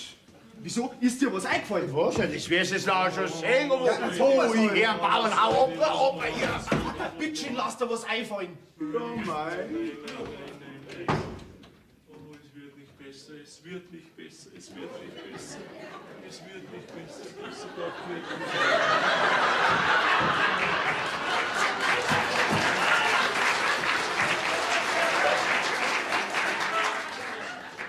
Wie geht's dir? Kirgerl, wie es mir geht, schau mich doch an, dann weißt du das. Schau mich an, wie ich vor dir stehe. Ja, hübsch miert, gell? Wie ich schneizt. Kirgel, jetzt hab ich sogar einen Verspruch gemacht, Kirgel. Aber was für ein? Wallfahrten gehen. Barfuß in die Schuhe drin gehen, Wallfahrten und überall eine Handvoll Sand tue ich rein. Und stiften dir was, Kirgel. Eine Glocke. Eine schöne Glocke werde ich stiften. Na, du gehst Wallfahren. Das wird schön. Da fahre ich mit dem Radl daneben vorbei. Alles tät ich darum geben, wenn ich nicht nur so dastehe vor meiner Gemeinde. Stell dir vor, ich als Bürgermeister und gerichtsmäßig. Ich war schon Bürgermeister, gell? Da wird man ein bisschen demütig. Wirklich darf mich ändern, glaub mir. Ein ganz ein anderer Mensch tät ich werden. Weil über der Ritter her ist aber hingerichtet werden da. Zu dir bin ich auch zu hässlich gewesen. Verzeih mir bitte, mein Freund. Ich frag dich, was ist der Mensch? Was? Schau mich an, was ist der Mensch? Ein Nichts, ein Niemand. Ach, mich hat's der Tätsch gegeben. Zwischen den Mühlsteinen der Vorsehung hat's mich zertätscht. Ja, wo hast denn du die Sprüche? Ich hätt's nicht machen sollen. Ja, mein Gott, nun ist es geschehen. Aber schon im Evangelium heißt es, der Gerechte fällt des Tages 7-mal.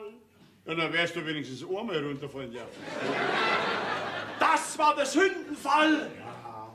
Ja, was, Bürgermeister? Was kriege ich jetzt eigentlich von dir, wenn ich dir helfe? Kriegen von mir, Gürkli, alles, alles. Du kriegst alles von mir, was du willst, alles. Na, alles brauche ich nicht, sagen wir mal so. Wie wäre das, wenn du meinen Schorsch deinen anderen gabst? Mein anderen, der kriegt 10 Anal von mir, wenn ich 10 hätte. Und mein Alte dazu.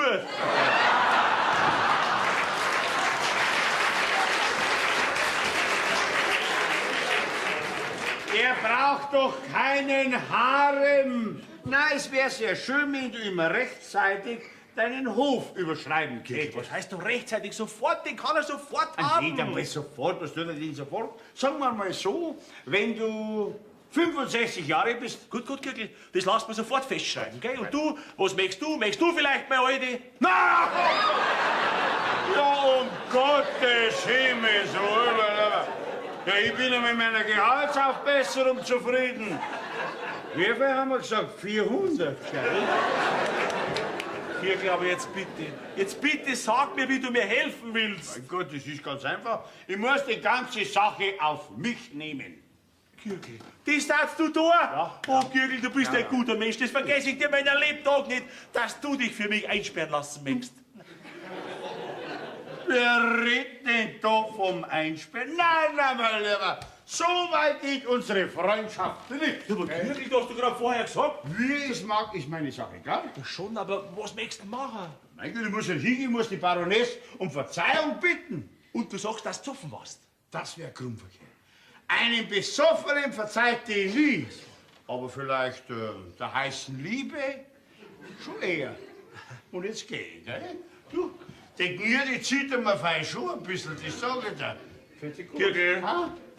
Gürkli, ich wünsch dir viel Glück. Du wünschst mir Glück. Bist ein guter Mensch. Das ist unglaublich.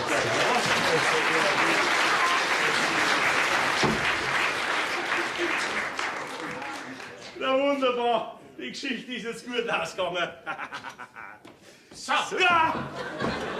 Hey, was möchtest denn du schon wieder da? Beim Schuster bin ich gewesen. Aber beim Schuster, so, beim Schuster. Ja, beim Schuster. Er sagt, der Schuh war von dir. Von mir? Nichts Dummes ist dem wohl nicht eingefallen. Auch. Du bestreitest es also. Was hast du bestreiten? Das kann durchaus sein, dass der Schuh von mir ist. Der Schuster sagt, er kennt ihn ganz gewiss. Er hat erst kürzlich einen Absatz gerichtet. Ein Absatz? So. Ja, das kann sein, dass der mir einen Absatz gekriegt hat. Bürgermeister, jetzt muss ich dich dienstlich fragen. Was haben Sie mit diesem Schuh gemacht? Ich weiß überhaupt nicht, was du willst mit dem Schuh. Ich kann ihn auch verloren haben. Verloren. Bei was verloren? Oder vielleicht weggeschmissen. Wegen was jetzt du so einen guten Schuh weggeschmissen? Das ist doch wurscht. Woher möchtest du wissen, dass dieser Schuh was mit unserem Fall zu tun hat? Dieser Schuh war bei den Einbruch dabei, das lass ich mir nicht nehmen. Gut, dann ist er mal gestohlen worden. Gestohlen. Und das wollte er jetzt herstellen. Ja. Nein, natürlich. Der geht mir schon ganz lang ab. Schon lange? Ganz lang, Das ist ja interessant. Hey, Bauer, ich hab beim Schuppen draußen eine Hosen gefunden, was so... Das ist ja interessant. Was heißt da interessant? Voller Dreck ist halt. Kennst du die Hosen? Ja, so einmal nicht. Vielleicht, wenn's gewaschen war. Und du kennst die Hosen auch nicht. Noch nie gesehen. Aber man's doch denkt. Na ja. Hier, steh mal auf. Sag mir, wie redst du da mit mir? Aufstehen, Herr Bürgermeister. Das klingt schon anders, gell? Ja, ich mein, die kann hübsch passen. So ein Schwan ist viel zu kurz. Der tut den Trikot und da weg, viel Teufel. Was geht mit, ist Club da, ha? Der Rucksack ist im Schupfen draußen. Ah! Sag einmal, was ist denn los mit dir? Den ganzen Tag wundert ich mich schon über die. Es ist ja gerade, als wenn du narrisch geworden wärst. Das ist ja interessant. Aber mich darf jetzt interessieren, was in dem Rucksack da drinnen ist. Also das darf mich auch interessieren. Hey, vielleicht ein Christkindl oder eine Geburtstagsüberraschung. Überraschung kann stimmen. Kiers, was ist denn los mit dir? Fällt dir was oder tut dir was weh? Ich wollte, es wäre schon alles vorbei. Okay, was redst denn? Fällt's denn schon so weit an? Wer muss er denn gehen? Du jetzt in der Kirche hinaus? Ich muss jetzt mit dem Mann alleine dienstlich sprechen. Nein, das kannst du jetzt nicht von mir verlangen. Schau mal her, der braucht mich doch jetzt. Den werde ich gleich kuriert haben, wenn wir allein sein. Geht aber hinaus? Das dauert eh nicht lang. So, Schorsch, du gehst auch gleich hinaus. Ja gut, wenn's meinst.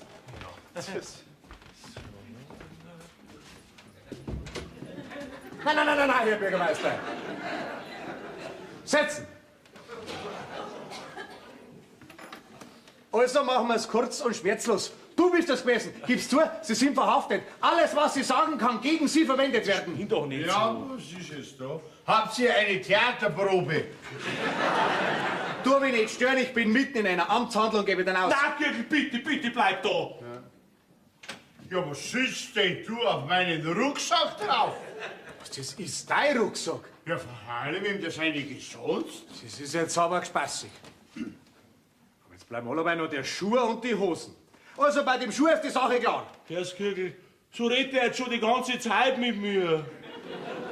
Na, so ein besser Mann, gell? Ja, und du sitzt da, hörst du das alles an, sagst nicht Gig und nicht Gag.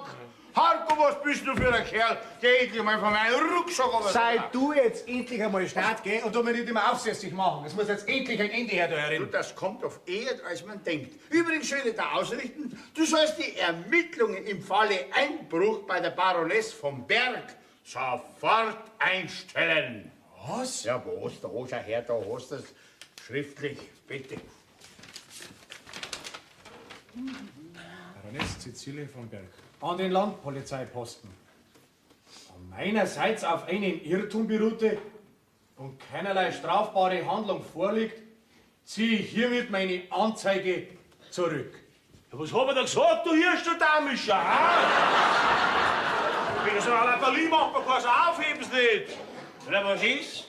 Ist die Geschichte erledigt? Selbstverständlich. Aber jetzt kenne ich mich immer noch nicht aus. Hier ist der Schuh ist doch von dir, das lasse ich mir nicht nehmen. Du sollst deine Ermittlungen einstellen. Hast du es denn nicht gelesen? Ja, schon, aber mich hätte es halt privat interessiert. Es war ein Irrtum, sonst nichts. Jawohl, das sag ich auch. Na gut, na, kann ich auch wieder gehen. Ich bin im Dienst und dienstlich habe ja nichts mehr zu tun. Ja, ich bin froh, wenn ich dich nicht mehr sieg bei mir herin. Na, so brauchst du aber auch nicht reden. Er hat immerhin seine Pflicht getan und nicht einmal schlecht. Der verzeiht mir ruhig eine Anerkennung aussprechen. Also gut von mir aus. Du bist wirklich ein wunderbarer Beamter. Arbeite weiter so, dann behalten wir dich. gell? Dankeschön, Herr Bürgermeister. Ein wunderbarer Beamter. Wir halten dich, gell? Also, übrigens will ich ausrichten von der Baroness von Berg. Sie stiftet dir einen Kasten Bier für die Scherereien, die sie dir angetan hat. Streng privat natürlich, gell? Selbstverständlich. Den trinkt miteinander am Freitag am Stammtisch. Jawohl, ich stift auch noch ein paar Maß dazu. Also, verzeih.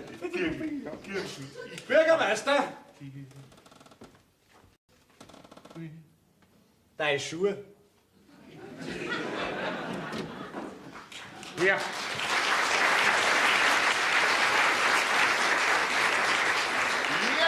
Ja, Herr Bürgermeister, für mich ist die Geschichte ganz gut hinausgegangen, gell?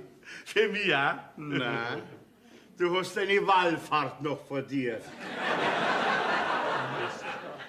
Barfuß in die Schuhe drin. Und ein Handvoll Sand muss rein. Naja, werde ich halt eine Mehlshand nehmen in Gottes Namen. Bist du ein Bazi? Du, wir schauen mal, das überhaupt mit dieser Glocke aus. Nein, ich sag, ist eine Glocke wärst. Nein.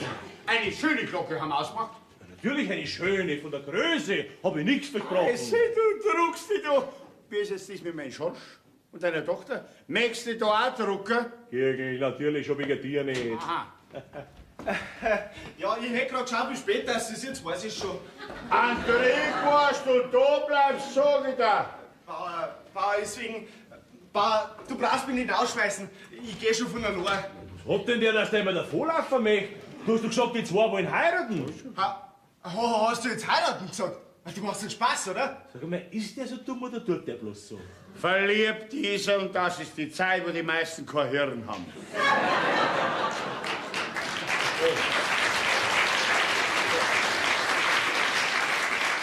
Vater, Mutter, hast du das gehört? Schorsch! Anni, du meinst die morgen gleich bei der Hauswirtschaftsschule an, gell?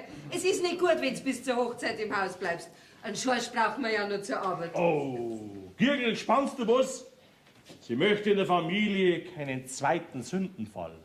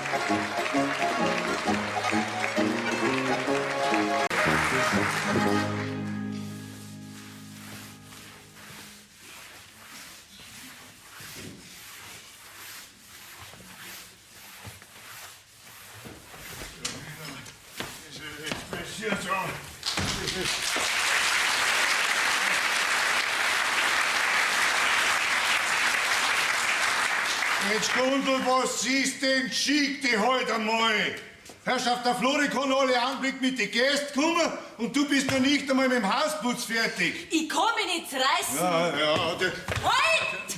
Herrschaft, lauf doch nicht aufs Waschen mit deinen Schuhen. ja. Kannst schon lang fertig sein da.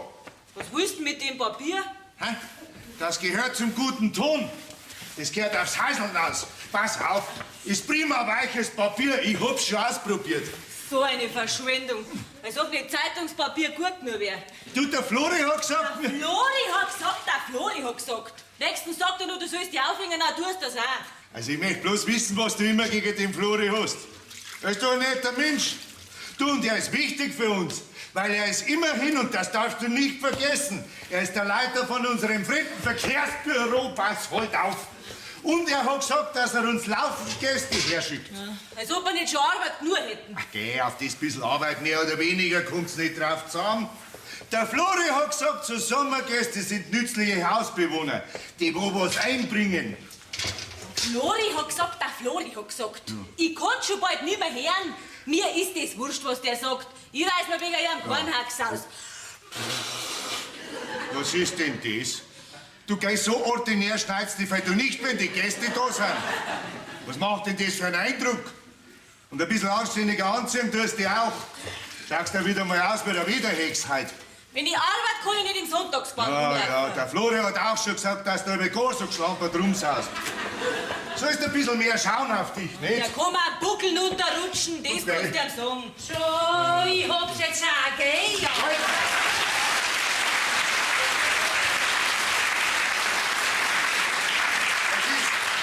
Was ist, Marianne? Sind die Zimmer in Ordnung? Ja, freilich alles. Betten frisch überzogen? Auch alles. Hat Shampoo in die Nachtkastel drin? Natürlich alles. In Ordnung. Ja, dann tut die umziehen, Marsch, die Gäste werden gleich da sein. Ist schon recht alles, ist schon recht. Ja, jetzt bitte. Was wollt ihr jetzt eigentlich hin? Das Papier aufs Häusl bringen. So freilich das Papier aufs Häusl bringen, ja. Ja, okay, und du schaust jetzt, dass du fertig wärst da, mein Lieber. Ein paar Dings, ein paar Flirnfanger kannst du noch aufhängen. Und bis ich wieder komme, ist da alles blitzsauber, weil sonst staubt's, gell? Das ist ja der Satz. Das ist ja der Zeit, dass das Haus übrig. Fremde Leute das ganze Haus auf den Kopf stellen. Und nur weil der Herr Florian Stingelmeier Zimmer für sein fremdes Volk sucht. Schachtelhuber der. Aber mir imponiert der nicht. Mir nicht. Wegen dem zerreiß ich mich nicht. Mein Gott, nein. Ich hab ja was vergessen. Mein Gott, jetzt haben wir das ganze Haus voller fremde Leute. Was ist denn? Oh, mich freut's vielleicht gar nicht mehr, Mutter. Mich schon lang nicht mehr. Aber du weißt ja, wie der Vater ist. Wenn sich der was in den Kopf setzt, dann muss gemacht werden, ob wir wollen oder nicht. Der Flori, der Patz ist an allem schuld. Ist denn nicht der Staat? Wenn das der Vater oder der Flori hört, dann ist gleich wieder Feier am Dach. Der Vater, der bildet sich ein, dass wir mit der Zimmervermieterei mehr Geld verdienen. Ja, und Geldgundel, das können wir doch immer brauchen. Also schick die. Schreib die Gäste werden gleich raus. Schick die. Servus, Gundel. Haben die Ehre, grüß dich Gott. Na, was ist los?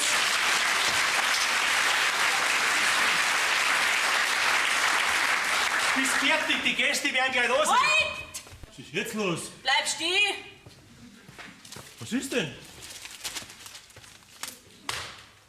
Da stellst du dich drauf. Sag einmal, Gundel, da steht ein neues Kreuz und quer durcheinander. Bist du noch nicht bald fertig, Ich ha? beeil mich ja eh schon. Sind die Gäste schon unterwegs? Natürlich, der Bus, der ist eben angekommen. Jetzt sitzen sie drüben mit der Post und warten auf die Quartierverteilung. Sag einmal, wo ist denn dein Vater? Gerade raus. Der muss doch runtergehen, die Koffer dran helfen. Ja, dann sag sie ihm halt. Sag mal, was bist denn du so grantig? Ach, oder passt dir vielleicht nicht, dass ich euch Gäste ins Haus bringe? Wenn's nach mir gegangen wäre, hätt's keine Zimmer gekriegt. Ich leg keinen Wert auf fremde Leute in unserem Haus. Ich hab eh schon Arbeit genug. Gundel, jetzt schimpf doch nicht immer so rum. Schau mal, die Zimmervermieterei, die bringt doch viel mehr Geld an als die Bauernarbeit. Oder möchtest du immer weiter im Stall stehen oder draußen auf dem Misthaufen rumschuften, ha? Ein jeder vernünftige Bauer stellt sich heute auf den Fremdenbetrieb um. Gundel, dein Vater hat schon nichts Schlechtes gemacht, dass er auf mich gehört und die Zimmer freigemacht hat. Also reden kannst wie ein Advokat. Das muss man da lassen. Darum hat mich auch die Gemeinde zum Leiter vom Fremdenverkehrsbüro gewählt. Und du, Gundel, du wirst mir eines Tages noch einmal dankbar sein dafür. Du, der Bürgermeister... Halt! Der Boden ist nur nass. Also, wenn du die Gäste auch so anbläst, dann kriegst du wahrscheinlich einen Ärger. Ja, der wird sowieso nicht ausbleiben. Schmarrn, Gundel. Ich bringe euch nur das Beste vom Besten. 2 sehr nette Damen und einen jungen Ingenieur aus München. Ha, vielleicht gefällt er dir. Mich interessieren keine Ingenieure nicht. Das glaube ich dir gern. Denn so wie du jetzt ausschaust, wirst du wahrscheinlich wenig Eindruck auf ihn machen. Sag einmal, Gundel, merkst du denn manchmal selber, dass du so geschlampert rumsaust? Also ich weiß nicht. Ich kenn den Fall nicht anders, nur man treckert, mit den verlatschten Gummistiefeln und in der scheißlichen Hosen da. Ich brauch mir einen Gefallen. Gundel, ich hoffe, dass du dich wenigstens jetzt, wenn die Gäste kommen, ein bisschen anständig anziehst. Ich kann nicht so aufputzt, geschniegelt und gestriegelt rumlaufen wie der Herr Florian Stingelmeier. Das gehört zu meinem Beruf. So, das Rumpussieren mit den fremden Frauenzimmer wohl auch, hä? Was soll denn das wieder heißen? Ha, du verstehst mich schon. Die Saison ist deine höchste Freude, gell? Die Gaudi gefällt dir schon ganz narrisch, gell? Jeden Tag ein anderes Frauenzimmer, jede Nacht was anders los. Mal drüben im Tirolerischen, mal drüben in Salzburg, im Peterskeller, Empfangsabend, Blattlerabend, den ganzen Sommer durch. Ja, und wenn dann leider die Saison vorbei ist, dann kommt der Herr Florian Stingelmeier zu den Taxenbergers und tut so, als könnte er nicht bis 15. Sag einmal, Gundel, was fällt dir eigentlich so zu beleidigen? Die Wahrheit ist, als Saisonguckel bist, der sich von der handfesten Arbeit scheicht wie die Katze vom Wasser. Du, jetzt bist du aber Status gehört. Ja, fällt mir doch gar nicht ein. Ich muss dir doch einmal endlich sagen, wie ich über die denk. In meinen Augen bist du ein windiger Kerl, der die Bauern die Zimmer abschwatzt, nur um fremde Leute zu gefallen. Ein Tagtier bist, ein Nichtsnutz, ein Weiberjäger. Sag einmal, Gundel, was ist denn dir auf einmal gefahren? Das ist ja die reste Majestätsbeleidigung. Ja, es muss dir doch einmal endlich jemand sagen, was du für einer bist. Ich hab keine Angst, dass du die Gäste woanders hinschickst. Ich pfeif auf die fremden Leute, von mir aus bleib vor der Pfeffer wächst. Und wenn du dich im Herbst, wenn's wieder Start und Fahrt ist bei uns im Dorf, wenn du dich da nur ein einziges Mal unterstehen sollst, auf unseren Hof zu kommen, um den Papp den Mostweg zu trinken, und wenn du dich noch ein einziges Mal unterstehen sollst, an mein Kammerfenster zu kommen, bist schon dann leicht wieder heim, dass der Herr uns helfen geht. So, jetzt ist mir wohl. Jetzt ist das endlich raus, was mich schon die ganze Zeit erdrückt hat. Jetzt weißt du, dass wie ich über die denk, du. Du sei so ein Gockel, du!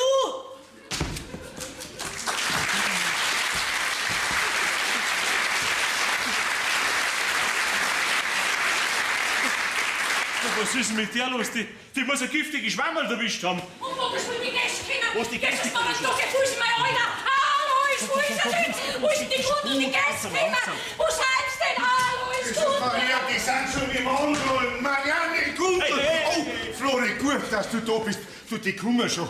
Ich sag dir was, mir bricht der Angstschweiß aus. Nur nicht aus der Ruhe kommen, Alois. Ja, das sagst du so einfach. Ist da alles in Ordnung? Wunderbar, alles sauber. Wo sind denn die Fliegenfanger? Ich hab doch gesagt, Fliegenfanger sollen aufgehängt werden. Marianne, Gunther! Wo seid denn wieder? Schnell gehen's übereinander! Alois, was hast du denn? Es kommen doch bloß 3 Leute. Ja. Da brauchst du dich doch nicht so aufregen. Wer regt sich denn auf? Ich bin die Ruhe in Person, siehst du das nicht? Du, bin ich anständig angezogen. Ja, mach's Westel zu, den Knopf machen wir auch noch zu. So, Alois, pass auf, jetzt! Alles in Ordnung, sauber bist du beieinander, ja? Du, was soll ich denn sagen, wenn's kommen? Du begrüßt sie recht freundlich. Vielleicht eine Hand auch geben. Ja, das kann nicht schon. Oh, ich glaub, sie kommen schon. Alois, auf geht's! Herrschaften, hereinspaziert! Willkommen auf dem Dachsenberger Hof!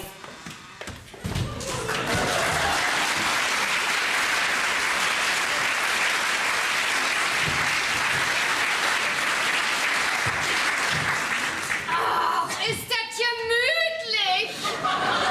Eine echte Bauernstube. Oh, wie köstlich. Sind Sie der Hofherr? Ja, ich bin so frei. Ich heiße Hermine Vogelsang. Ja, ein Preissinn? Ja, genau, hört man das? Kaum. Ja, ich war der Alois Dachsenberger, wenn's recht ist. Alois, das ist Fräulein. Wie war gleich wieder Ihr Name?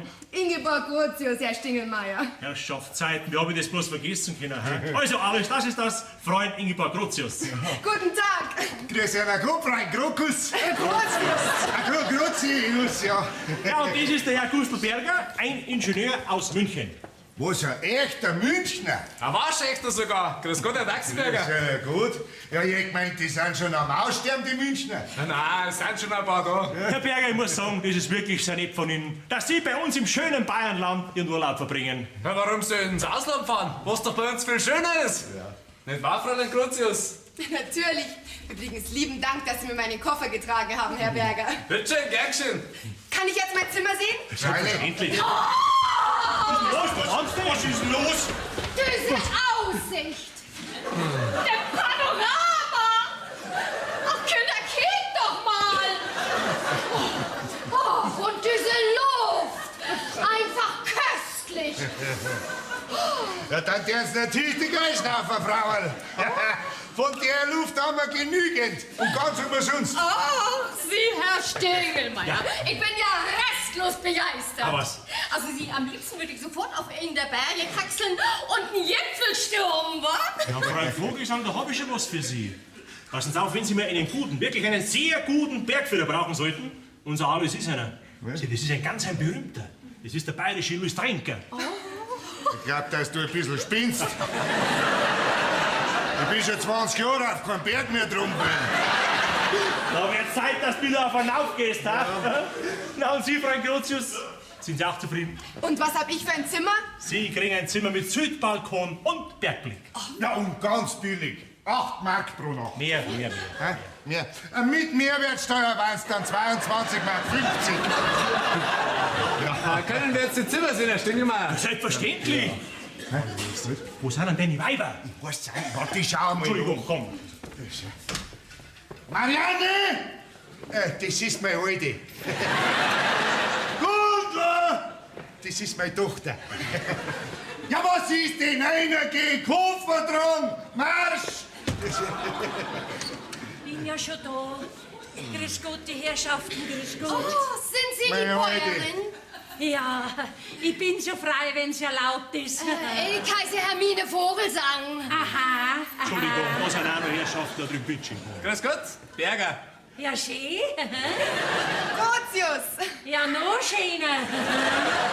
Daxenbergerin, wo ist denn die Gundel? Sag mal. Die ist noch im Stall draus. Ja, schau, Zeiten muss der Trampe im Stall rumwerkeln, wenn unsere Gäste schon da sind. Sie hat gesagt, die Fremden können ja alle miteinander am Bugel runterrutschen. Ja, bist du wahnsinnig, sag mal. Ich geh hinaus und schmiere eine. Alles, du bleibst da. Was ist denn los, Herr Stingelmeier? Alles in bester Ordnung. Wir gehen sofort auf das Zimmer rauf. Frau Gruzius, ich gestatten noch, dass ich einen Koffer trage. Wenn Sie nichts dagegen haben, das mache ich, Herr Stiegelmeier. Danke, Herr Berger. Ja, na halt nicht. Meine Herrschaften, kommen wir mit, da gleich geht's die Treppe rauf. Auf, Bitte, so.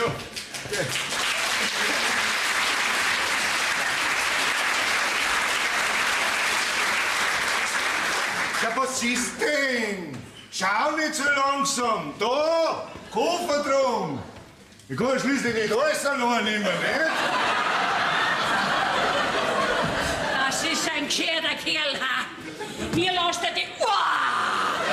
Die schweren drum. Na.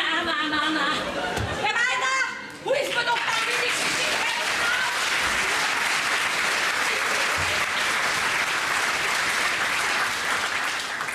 So, Frau Gruzius, das ist Ihr Zimmer. Na, gefällt's einer? Oh, wie hübsch! Mein Kompliment, Herr Stingelmeier! Mein Kompliment, Herr Stingelmeier. Bastian, das rutscht ja Mobi. Wie köstlich! Und das ist ja ein Zimmer, Herr Ingenieur. Ja, prima, Bunde. Das ist genau das, was ich mir vorgestellt habe, Herr Daxenberger. Ah, der Münchner. Naja, ganz eine sympathische Stimme. So, meine Herrschaften, jetzt holt's mal her. Wir treffen uns heute Abend in der Post. Da ist heute ein großer Empfangsabend. Das wird bestimmt sehr lustig werden. Wir reservieren auch gleich die Plätze.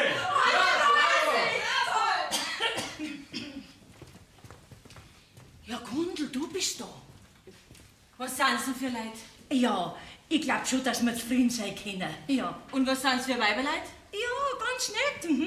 Aber ich meine, die eine da, die Berlinerin, das glaube ich ist eine recht geschupfte Hähne. Aber die Jüngere, die Grozius, du, das ist ein ganz nettes Mädel. Und der Ingenieur? Du auch sehr nett. Ja, stell dir vor, das ist ein echter Münchner. Du, aber warum warst denn du bei der Begrüßung nicht dabei? Was horchst denn du da so umeinander? Ja, ich wollte erst wissen, was für Leute das sind. Jesus, jetzt haben wir das ganze Haus voller fremde Leute und ein Haufen Arbeit dazu. Aber Madel, warum bist denn du nicht umgezogen, schau? Der Vater und der Flori, wenn die so sagen, dann ist gleich Feierabend doch. Ich bleib so, wie ich bin. Jesus, du bist ja direkt aufsässig. Ja, was versprichst du denn davon? Der Flori soll sich ärgern. Ich tanz nicht so, wie der pfeift. Mein Gott, habt ihr euch schon wieder gestritten? Ja, meine Meinung habe ich ihm gesagt. Aber schon wir. Die steckt er sich nicht so schnell hinter den Spiegel. Schluss ist, Mutter. Ich will von dem Kerl nichts mehr wissen. Er taugt nichts. Er ist und bleibt der Tagdieb. Ein Mensch, der von der Arbeit nichts hält. Na, so darfst du auch wieder nicht sagen. Nach der Saison ist er wieder recht ordentlich. Nach der Saison. Aber wer es während der Saison treibt, das passt auf keine Kur hat. Na, Mutter, ich darf mit dem Kerl totunglücklich werden. Das weiß ich jetzt und drum ist Schluss. Ja, so sagst du halt jetzt. Ich sag überhaupt nichts mehr. Für mich ist die Geschichte erledigt. Madel, schau, wir Weiberleut, wir müssen schon ein bisschen großzügiger sein. Der Vater ist auch kein Heiliger gewesen, bevor er an mir hängen geblieben ist. Ja, das Wirtshaus war ihm von jeher sein Lieblingsaufenthalt. Und noch die junge Madel, da hat der auch ganz gern gespernselt. Aber dann hat er schon eingesehen, was er an mir hat. Ja. Geh, Mutter, der Flori, der ist doch weitaus schlimmer. Der wird nie einsehen, was er an mir hat. Das blöd bin ich. Das Drecker, das Bayerisch. Hinter Seidenstrümpf und Geschneckler, die Haare ist er her. Der hat mir's doch selber ins Gesicht gesagt. Der Krautschneider, der Windige, der Bazi. Jesus, Madel, tu doch nicht wohnen. Schau, Gundel, zieht dir heute auch so ein Seidenwasch schon, wenn du schon siehst, dass er das will. Ja, wie denn? Wenn ich bis zum Hals in Arbeit steck. Kann doch nicht im Sonntagsgewand ausbisten und mich mit Parfüm spritzen, wenn ich möchte. Nein, das nicht, Madel, aber nach der Arbeit, da magst du fest. Zieht dir so Seidenstrümpf vor, wenn du schon siehst, dass er's will. Die Mannsbilder sind schon manchmal so saublöd auch, ja. Die schauen bei den Weiberleuten mehr auf das Äußere, als wir auf den inneren Wert. Ja, also, du redest ja auch nicht gerade fein rum, Mutter. Nö, Ah, bei mir ist das wurscht, wie jemand anders aus. Der Vater, der merkt es nicht und wenn er ganze Woche im Stallkittel rumrennen. Ja, was Gundel, früher, wie ich jünger war, da hab ich dann auch so eine Seidenwasch angezogen mit so Rieschel und so Spitzel. Da hättest du dem Vater sagen sollen, wie er seine Bartslang außerdrin hat.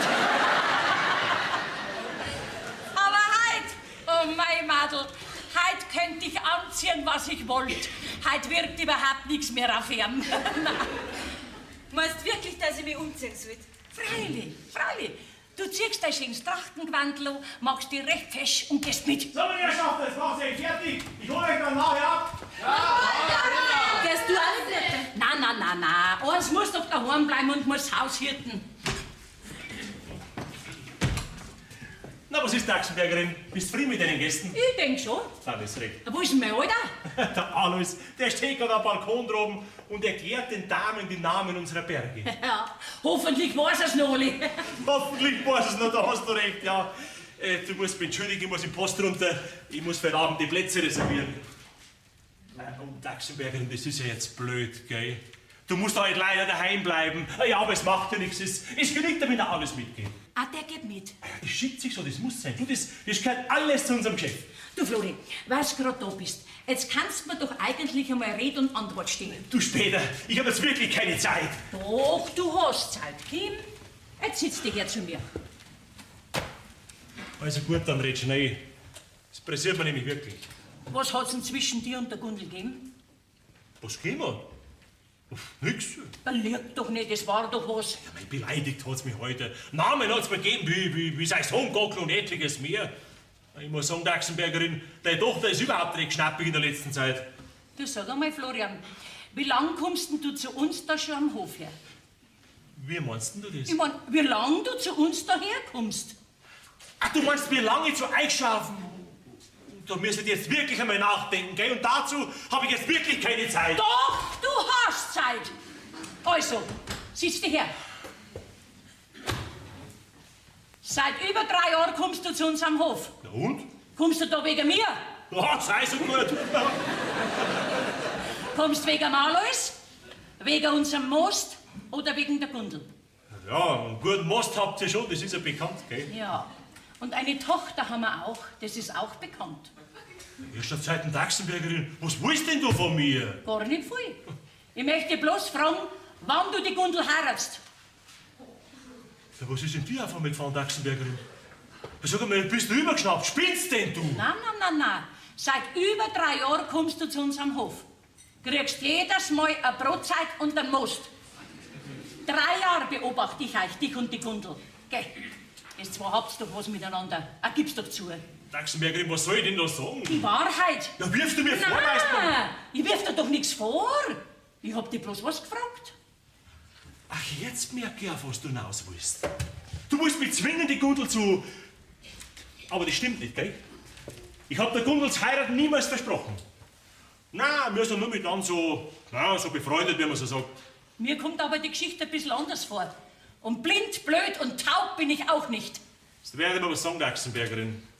Ich bin bisher gern zu euch hergekommen. Wegen dir, wegen dem Alois und nicht zuletzt wegen der Gundel.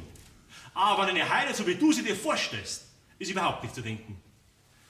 Du weißt, ich bin vom Gemeinderat zum Leiter vom Fremdenverkehrsbüro gewählt worden. Das ist ein sehr wichtiger Posten, von dem das ganze Dorf profitiert. Und nur ein Lediger hat ihn gekriegt. Man weiß auch warum. Ja, da hast du recht. Weißt du, das Geschäft, das geht bei mir vor dem Privatleben. Und darum hätte ich die nächsten Jahre auch nicht geheiratet. Hast du jetzt verstanden? Ja, jetzt habe ich dich gut verstanden. Hey, was hast du denn jetzt? Nix, das kannst du gehen. Lass doch mal vernünftig mit dir reden. Spar das! Renn ins Wirtshaus! Du sei Sohngockel, du!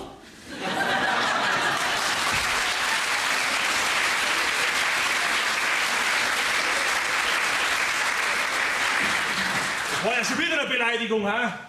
Geh, steigt's mir alle miteinander und buckeln auf. Gibt's denn sowas, hä?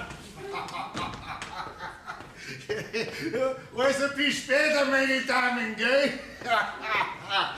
Herrschaft, das war fesche Weiberleut. Ja, ich weiß ja gleich gar nicht, welche das mir besser gefällt.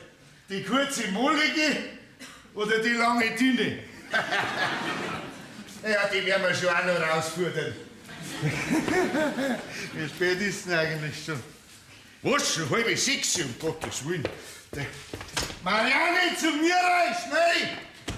Was willst du denn? Ich hab keine Zeit, ich muss kochen. Du, Marianne, ich muss heute noch dringend in die Post runter zum Empfangsabend, gell? Der Flori hat gesagt, da muss ich unbedingt dabei sein. Also richten wir mal Sonntagsshoppen her. Was? Du kannst doch nicht mitten unter der Woche dein Sonntagsjoppen ziehen und kannst ins Wirtshaus hocken. Der Flori hat gesagt, ich kann. Also bring mir die Joppen, Dalle. Aha. Und wer meinst, wer macht die Stallarbeit? Ja, dafür bist doch du da und die Grundel, nicht? Ah. Wo ist denn die überhaupt? Warum hatten die Gäste nicht begrüßt, bis er sie gehört? Sie war noch nicht ganz fertig mit ihrer Arbeit, aber jetzt zieht sie sich schon um. Ja, das wird auch gut sein, mein Lieber. Sonst kriegt sie es einmal mit mir zu tun. Mein Gott, schaut euch einmal die fremden Frauen an. Wie die fest beieinander sind. Gar nicht mehr wegschauen möchte man, wenn man die einmal anschaut. Und dann du und deine Tochter dagegen, mein Lieber. Schaust dir heute auch mal wieder gefährlich schier aus, du. Alles, ist ja wahr, auch. Schau dich doch einmal an, die kreislige Schürzen, das alte Kopftuch da. Ich sag's ja, du und deine Tochter, ihr zwei passt zusammen. Und darum geh ich halt auch ins Wirtshaus. Ja, sag einmal, hat dir der Sakra, der Flori, schon so verrückt gemacht? Beleidige meinen besten Freund nicht. Aber was, bester Freund, der Bart, ist ja, dass du das weißt. Du, gell, jetzt hast du Zeit, dass du schwitzt. Alles. Alter, Daxenberger, ich kenn dich gut, gell? Zum Streiten fangst du mit mir an, damit du allein ins Wirtshaus gehen kannst. Du hast dich die ganzen Jahre hier nicht geändert. Schaust du jetzt, dass du weiterkommst, sonst passiert was. Ich sag alles, der Gundel, was du für einer bist. Alles...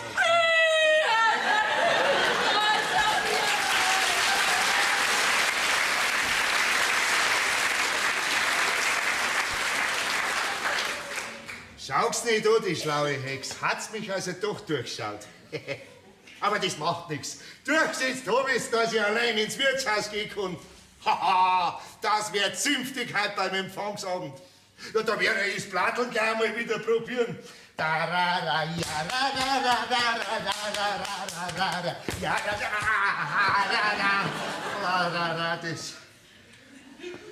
Oh, ich glaube, das lasse ich lieber weg.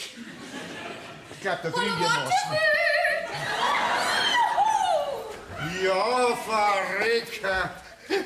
Hier falle ich Ihnen, Herr Daxenberger. Ja, aber schon wieder, mein Lieber. Jetzt rate nur mal. Oh, Sie. Ich werde gleich ganz bocklig, mein Lieber. Herr Daxenberger, hier kriegen Sie mal. Den verjubeln wir heute.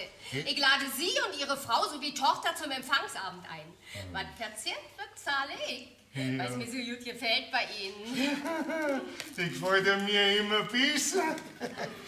Sie, wir müssen gehen, Herr Daxenberger. Wo haben Sie denn Ihre Damen? Was für Damen? Meine Weiber meinst? Ja, die können leider nicht mitkommen, gell, weil nämlich eine Kur wird bald kommen, gell, da muss wer daheim bleiben. Was ist mit der Kuh? Also, du verstehst ja nicht Deutsch, gell? Also die Kuh, die wird bald, ein Kind kriegt's halt nicht. Ach, ne, Sie, wie aufregend! Ja, und da muss halt wer daheim bleiben, nicht wahr, nicht? Aber, wie weißt du, Fräulein Raubvogel, wenn ich allein mitgegangen, ich bin für ein zünftiges Hausmeister und kann narrisch gut unterhalten, wenn ich in Stimmung bin. Sie schlimmer! Wie immer! Du hast! Du Schande! Du alter Krauderer, du alter! Dankeschön, Marianne. Was hat sie gesagt? Sie? Nix. Nein, sie hat nur gemeint, wir sollen uns gut unterhalten, gell? Ach, na, schade, dass sie nicht mitkommt, nicht? So, wir sind auch fertig. Also, Sie sehen ganz entzückend aus, Fräulein Inge. Danke, Herr Berger. Ich muss Ihnen auch ein Kompliment machen. Ich freue mich schon auf den Abend. Also dann, gehen wir! Ja, was ist, Leute? Seid fertig? Jawohl, Herr Stingelmeier! Großartig, der Empfangsabend zu Ehren unserer lieben Sommergäste kann anfangen. Alois, was von den alten Nachturlaub gekriegt? Selbstverständlich. Du, und die Dame zahlt alles. Großartig, alles dann! Abmarsch in die Post! Auf geht's! Auf geht's! Juhu!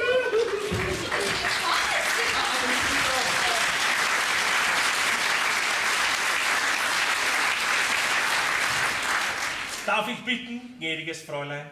Sagen Sie doch nicht immer gnädiges Fräulein zu mir. Das ist ja albern. Ist mir dann lieber. Geh weiter, du sauberer Hose. Halt jetzt zünftig auf unserem Empfangsraum. Flori! Was ist? Lauf ihm halt noch. Na, jetzt mag ich nimmer. Nein. Das ist ja nicht Scham, der alte Esel, der alte. Da schon aus und wieder hupft. Der alte Grauder, der alte. Jetzt weißt du, was der Flori für einer ist. Und der Vater ist auch nicht besser. Der alte Hallodri. Ich lass mich scheiden.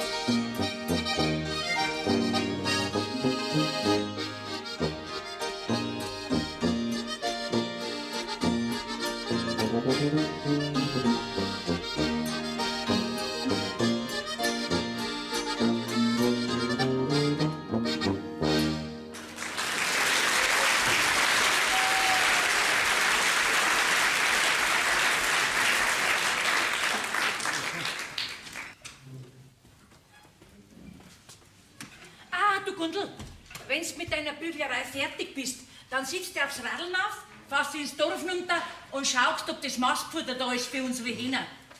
Das soll der Vater machen. Der Vater? Der hat doch keine Zeit. Der muss doch mit dieser spinnenden Gas, mit dieser Vogelsang am Berg umeinander kraxeln. Naja, hoffentlich bricht das es knack. Die Mutter sagt doch sowas nicht, das ist eine Sünde. Aber was eine Sünde, was wahr ist? Daheim haben wir einen Haufen Arbeit und er tut nichts anderes, als wir mit der Ziefern, mit der Abscheulichen im Berg umeinander steigen. Ich sag das, Gundel, wenn das so weitergeht, ich lass mich wirklich scheiden. Das Fräulein Vogelsang macht sich doch nur einen Spaß. Na, wenn er sich für solche Spaziergänge anbietet, warum soll sie es abschlagen? Nein, man soll es nicht für möglich halten, dass so ein alter Aff auf seine alten Tage nur so saublöd werden kann. Da sagt man immer, der Mensch, wenn älter wird, dann wird er vernünftiger. Ah, das ist ja ein Irrtum. Die Mutter lacht drüber. Wenn auch die Vogelsang manchmal recht überspannt ist. Ein Flietschall ist nicht, das habe ich schon gemerkt. Überhaupt. Alle drei sind recht anständig, da kann man nichts sagen. Ja, Gott sei Dank. Wenn das nicht der Fall war, ich laufe halt wirklich auf und davon. Ah, Gundel, sag einmal, wo ist denn eigentlich der Herr Ingenieur und die Inge? Ja, sie wollten ins Dorf runter die Post aufgeben. Meinst du, dass die zwei was miteinander haben? Das geht uns nichts an, Mutter. Das meine ich doch schon. Denn schließlich und endlich ist es unser Haus. Und ich möchte nicht haben, dass wenn da was passiert, dass ja noch was die Dachsenberger hätten. Oh, la. Gundel, wenn man Tauben in einem Schlag zusammensperrt, dann fangen es leicht zu turteln und zu palen an. Das ist eine alte Weisheit. Bis jetzt habe ich nur gemerkt, dass der Herr Ingenieur ganz narrisch in die Inge verliebt ist. Also, der tut ja gerade so rum um sie. Ja, das ist auch ein sehr, sehr nettes Mädel. Du, Gundel, an der kannst du eigentlich einmal ein Beispiel nehmen. Geh her doch auf mit dem dummen Gerät. Das ist kein dummes Gerät. Du sollst es einmal am Flori beweisen, dass du auch anders sein kannst. Was, den Kerl? Der ist für mich Luft. Wegen dem schmeiße ich mein sauer erspartes Geld nicht zum Fenstern aus und schaffe mir einen Schrank voller Kleider an. Wir brauchen das Geld für andere Sachen. Ja, da hast du auch wieder recht. Ich tue jetzt meine Hähner futtern. Ja. Neugierig bin ich, wenn der Vater heimkommt. Lies einmal mal ein bisschen finden, das könnte nicht schon. Darauf kannst du dich verlassen.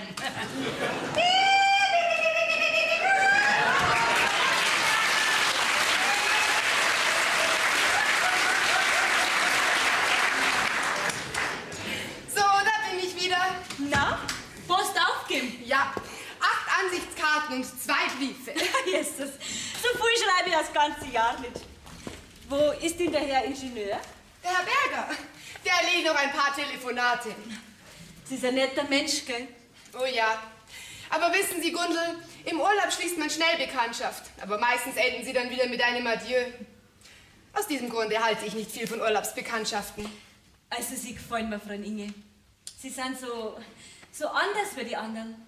Ja, wie denn? Naja, einfach anders halt. So in ihrem ganzen Getue und so hübsch sind sie und so viele Kleider haben sie. Die haben wohl viel gekostet. Eigenbau. Ich schneidere selbst. Es macht mir Spaß, mich mit wenig Geld nett anzuziehen. Wissen Sie, dass Sie ein hübsches Mädchen sind, Gundel? Geht, Frau Inge.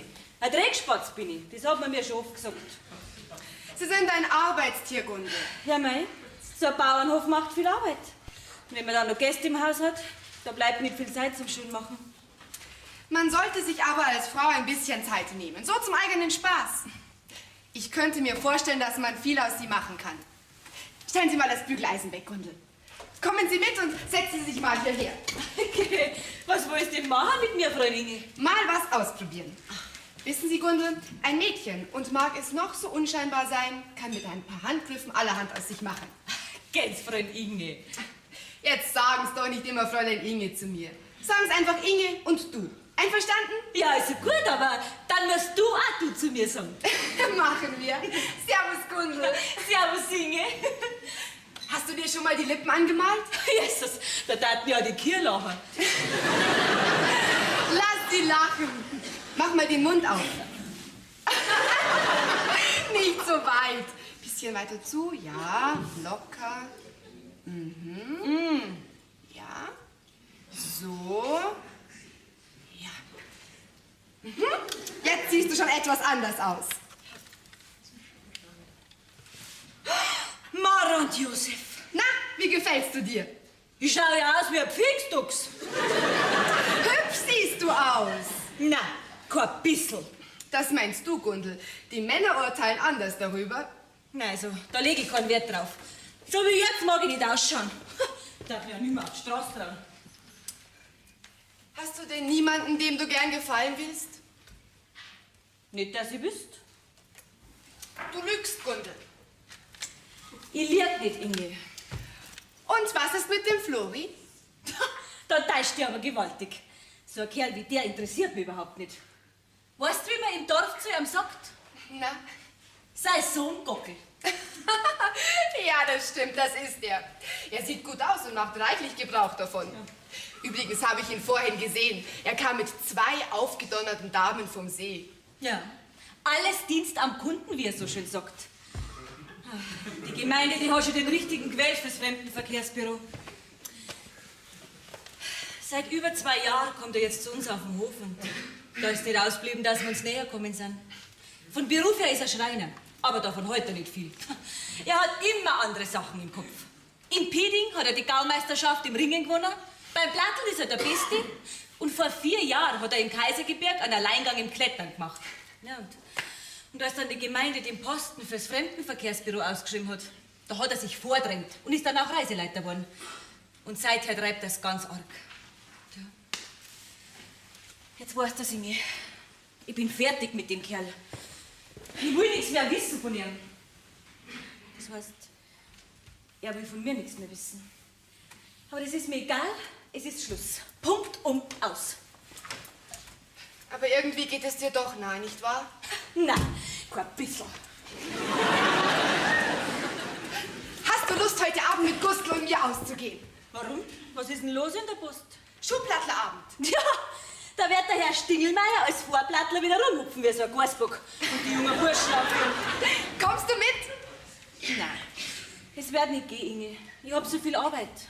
Ich helfe dir, Gundel. Such dir eine andere Arbeit und schau zu, dass du bis um 6 Uhr fertig bist.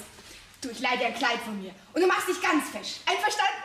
Was, du willst mir ein Kleid von dir leihen? Ja, Schuhe, Strümpfe, alles, was dazugehört. Also, Inge, ich weiß nicht, ob ich mitgesollt. Na klar, du richtest dich mal ganz fest zusammen. So mit allem drum und dran.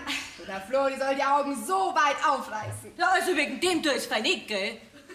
Na dann, eben nur dir zum Spaß. Mein Gott, also, nein, ich weiß nicht, du. Ich glaube, ich muss erst mit der Mutter reden, was die dazu sagt. Du, Gundel, was ist für...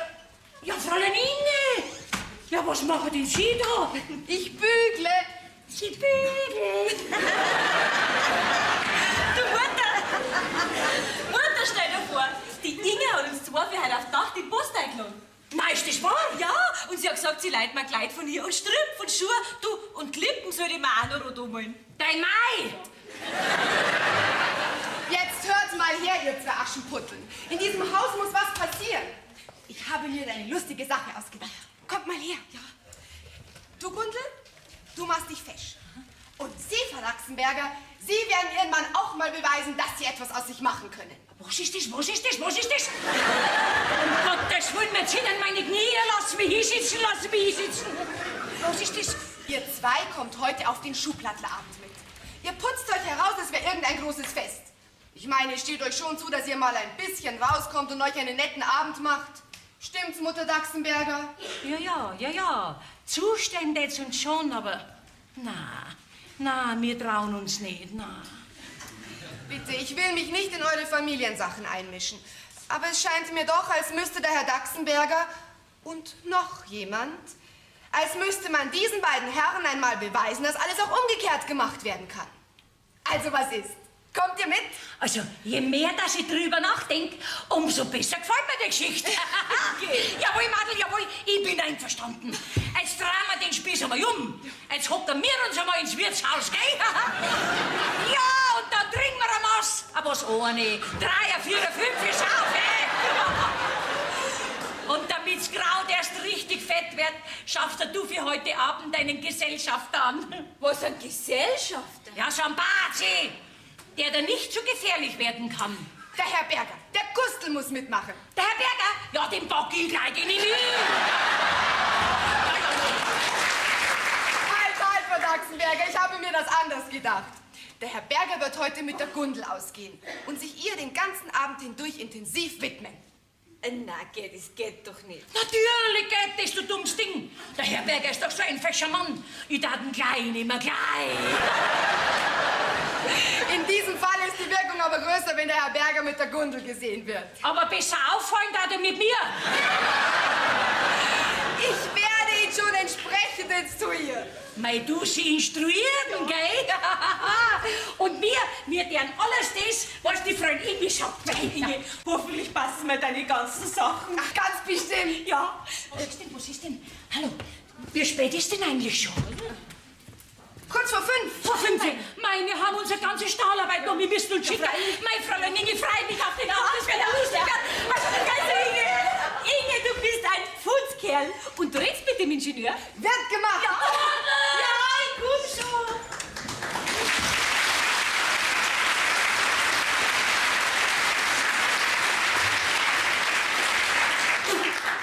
Ich glaube, das wird der lustigste Abend, den ich je erlebt habe. Die zwei Frauen verdienen es wirklich, dass man ihnen ein bisschen beisteht. Zwei richtige Arbeitstiere. Aufputzen werde ich die Gundel. Solche Augen sollen die Männer machen. Besonders einer. Gustl. Ach, nicht doch Gustl. Oh. Ja. Sie haben sich wohl in der Adresse geehrt, Herr Stingelmeier. Jetzt sieh ich selber. Ich habe es gedacht, das war die Annemarie, Ilse, Uschi, Hildegard, Fanny. Oder dachten Sie etwa, ich wäre die Gundel? Was, die Gundel? Ich bitte Sie, wie können Sie mir sowas zutrauen? Im Übrigen verstehe ich nicht, warum Sie durchs Fenster kommen, wo doch in jedem Haus eine Tür ist. Ja, schauen Sie, Inge. Fräulein Inge. Fräulein Inge, es geht hier um ein Prinzip. Oder besser gesagt ums bayerische Brauchtum. Naja, die Fenster, so heißt es doch, und so kommt's auch, in den Heimatfilmen meistens vor. Na, die sind doch auch zum Fenster und da. Solche Filme interessieren mich nicht. Oh, mir gefallen's ganz gut. Herrschaftszeiten, Sie haben für eine gute Handschrift. Also, Sie gefallen mir. Ich hab mir schon oft gedacht, wegen der Inge, ich mein wegen dem Fräulein Inge, da ging ich durchs Feuer und durchs Wasser. Aber am liebsten durchs Fenster, nicht wahr, Herr Stingelmeier? Da haben Sie recht, Inge, ja. Fräulein Inge, habe ich gesagt. Was, jetzt sage ich Inge und damit passt er.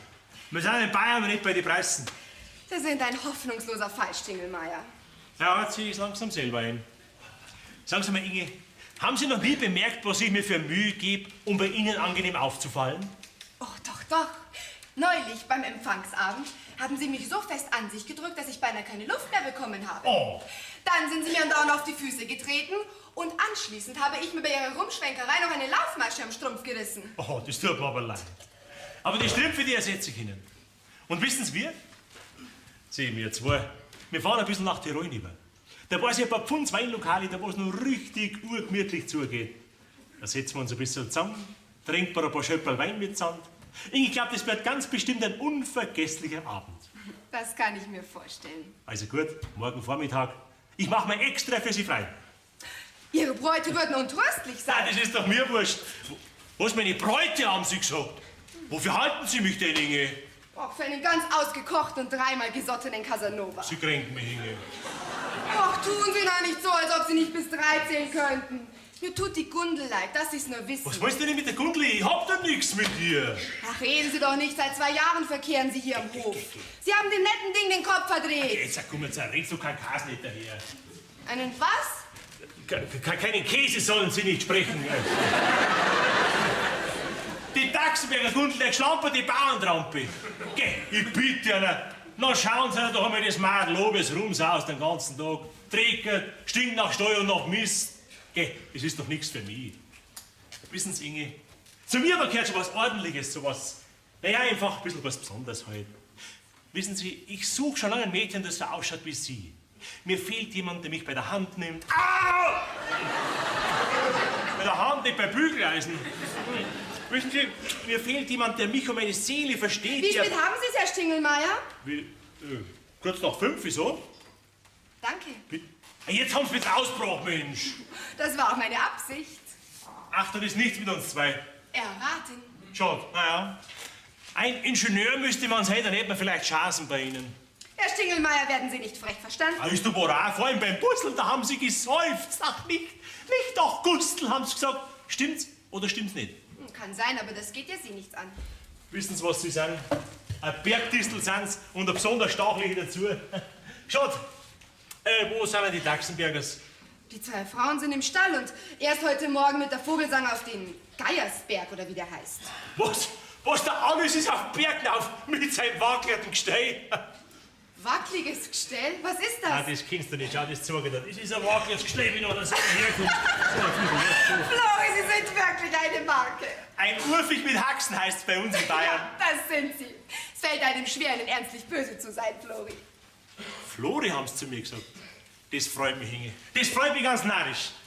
Jetzt sagen Sie mal, wäre es nicht vielleicht doch möglich, dass wir zwei, du und ich, ein bisschen nach Tirol überfahren haben? Na komm, jetzt sag doch schon mal ja. Nein. Ah, so ein sturer Teufel, Herr. Warum fragen Sie nicht die Gundel? Die würde sich freuen. Rutsch mir da hoch hinunter. Was haben Sie gesagt, Flori? Ich hab gemeint, ob Sie heute zu unserem Brattelabend kommen. Ja, natürlich. Ja, besteht nicht wenigstens die Möglichkeit, dass wir zwei ein bisschen zusammensitzen? Ja, aber gern, Flori. Sehr gern sogar. Ja, und der Herr Ingenieur? Möglich, dass er mitkommt. Also jetzt begreife ich langsam überhaupt nichts mehr. Ja, ich habe mir gedacht, Sie gehen mit ihm lieber aus als mit mir. Davon habe ich kein Wort gesagt. Ich muss schon sagen, Inge, Sie sind schon eine richtige Hex und gerade deshalb gefallen Sie mir so. Also gut, wir zwei setzen uns heute zusammen und verbringen einen netten Abend, ja? Ich halte es für besser, als in die Ferne zu schweifen und mit Ihnen nach Tirol zu fahren. Gut, Inge, ich freue mich. Ich freue mich ganz narrisch auf den Abend. Holen Sie mich um 5:30 von hier ab, einverstanden? Pünktlich wie immer. Servus, Inge. Tschüss, Flori. Vierte, du Tschapperl, du Liebster. Ja, Herr Stingelmeier. Ah, servus, Alpenmagnum. Hey, Alpenmagnum. Deine Frechheit. Na, Herr Berger, alles erledigt? Ja, alles erledigt. Falls ich gestört haben sollte, bitte ich um Entschuldigung. Sie haben nicht gestört. Im Gegenteil. Das kam mir aber doch so vor. Der Herr Stingelmeier hat sich in recht eigenartiger Art und Weise von Ihnen verabschiedet. So? Ja? Na und? Ja, ich meine, es berührt mich auch ein bisschen seltsam, Fräulein Inge. Gestern, da haben Sie den Herrn Stingelmeier einen lackierten Bauernschrank genannt. Und heute? Und heute? Na, ich dachte, wir beide gingen zu dem Unterhaltungsabend. Ich habe die Plätze schon reservieren lassen. Wie viele? Nur 2, für Sie und für mich. Wir brauchen heute den ganzen Tisch für uns. Wieso? Wer kommt denn noch alles? Ja, die Frau Dachsenberger, Ihre Tochter, Sie und ich. Ja, und der Herr Stingelmeier. Schade. Ich dachte, wir zwei würden den Abend verbringen. Ich habe die 2 Dachsenbergerinnen eingeladen. Und zwar aus einem ganz bestimmten Grund, Herr Berger. Kann man den erfahren? Natürlich. Kommen Sie mit auf mein Zimmer. Auf Ihr Zimmer? Da komme ich immer!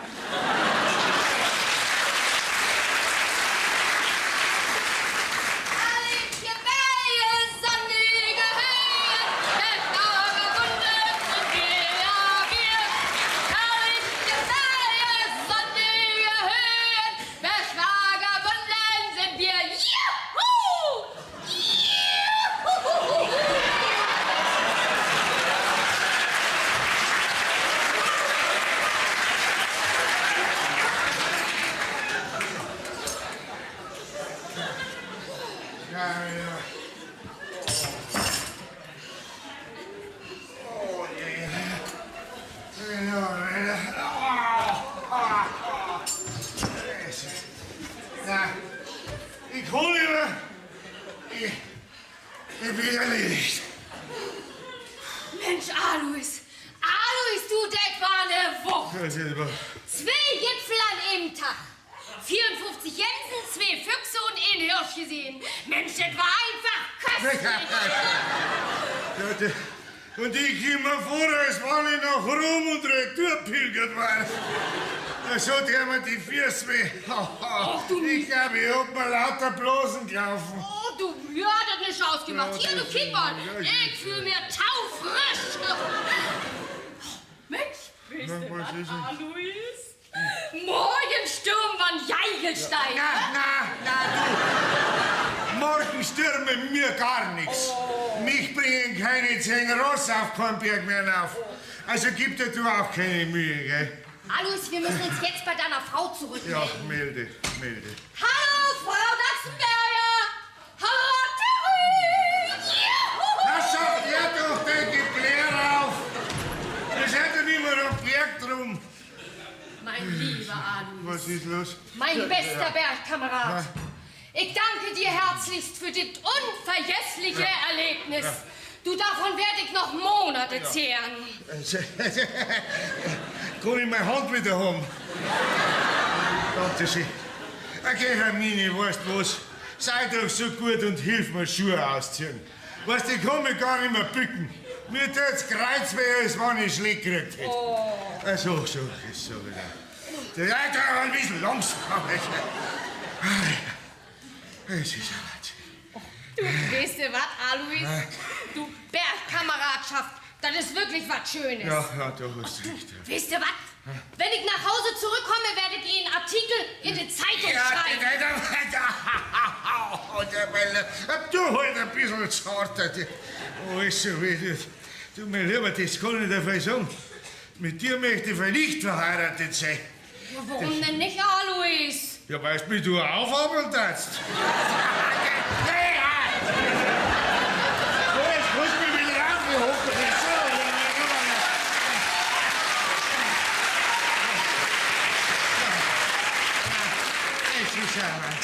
Also, Alois, das verstehe ich nicht. Das musst du mir näher erklären.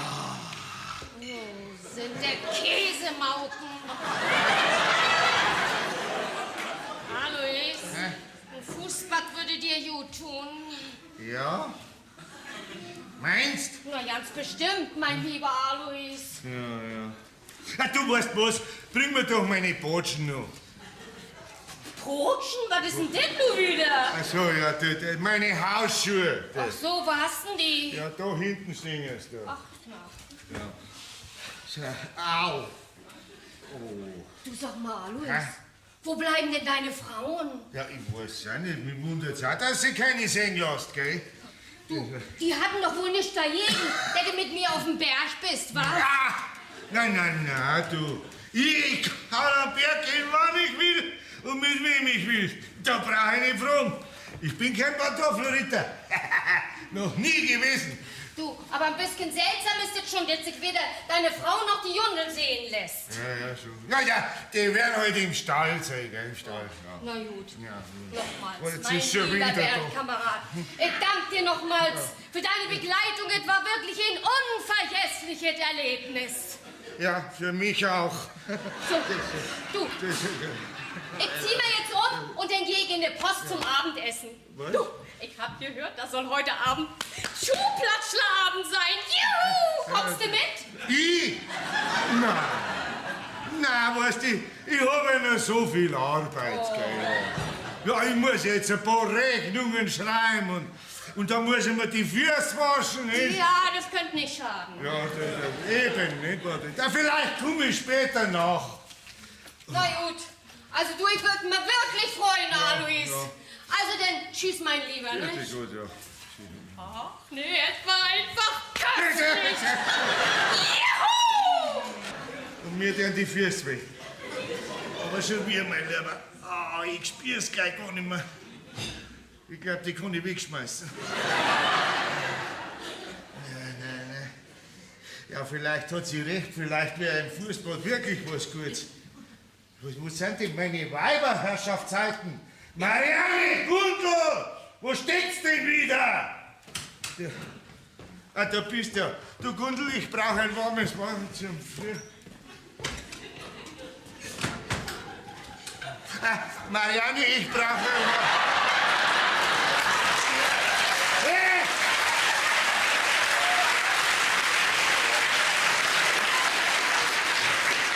Ja, siehst denn du nicht, dass ich da bin? Don Johann, elendiger!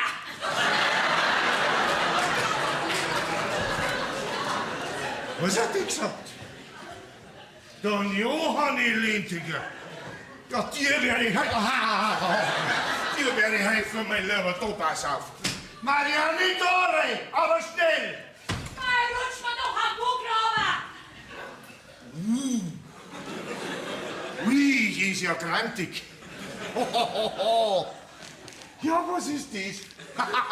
Die eifert, weil ich mit der Hermine am Berg drum war. Meine alte eifert. Ja, wo schreiben wir denn das hin? Deswegen brauche ich aber trotzdem ein Wasser zum Füßwaschen. Also, nicht zu fassen. Marianne, ich brauche ein warmes Wasser zum Füßwaschen. Mir tun die Füße weh.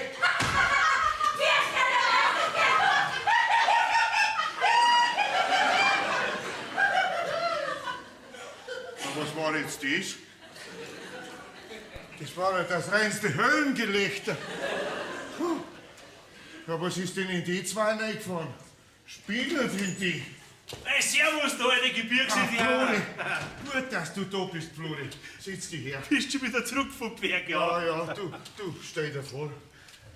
Meine zwei Weiber sind auf einmal so komisch. Ah, und das merkst du erst jetzt? Nein, du, die sind fuchsteufelswild, weil ich mit der Hermine am Berg drum war. Okay. Meine Alte hat mich gerade einen Don Johann geheißen. Den kenn ich gar nicht. Hallo, ist das nicht ein starkes Stück? Ja. Das darfst du nicht gefallen lassen. Ja. Beiden sind wir richtig kaum mit der Faust im Tisch rein. Ja.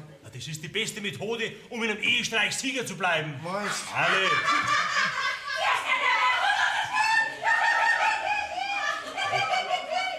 Was hast du denn? Die sind doch ganz lustig. Ja, schon. Aber so komisch lustig. Also mir läuft gleich ganz hart über den Buckel hinunter. Ja, genau, ich freue mich schon auf den Abend. Da hast du Hand durch. Ich freue mich schon riesig.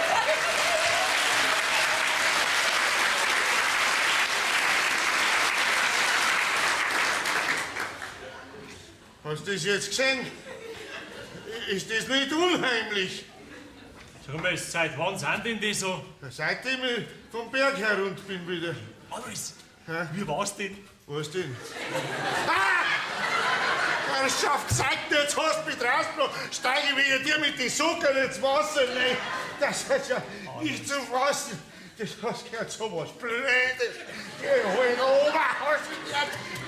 Jetzt verzeih halt schon mal. Ja, also, ja, aber das ist ja nicht zu fassen.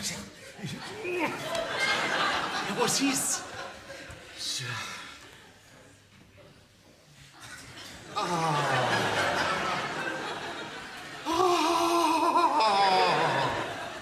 Das ist eine Wohltat, sag ich dir. Jetzt erzähl halt einmal. Was denn? Wie es am Berg war. Ja, freilich, nix verzeih. Der Kavalier schweigt und genießt. Ja. Der alte Manitou, die wird den Genuss noch ganz schön versauen. Ach, was denn? Die ist bloß eifersüchtig, weil ich mit der Hermine am Berg drum war. Und weil sie gemerkt hat, dass an mir noch was dran ist, mein Lieber. Dass ich noch, dass ich noch Chancen hab bei den Weiberleuten.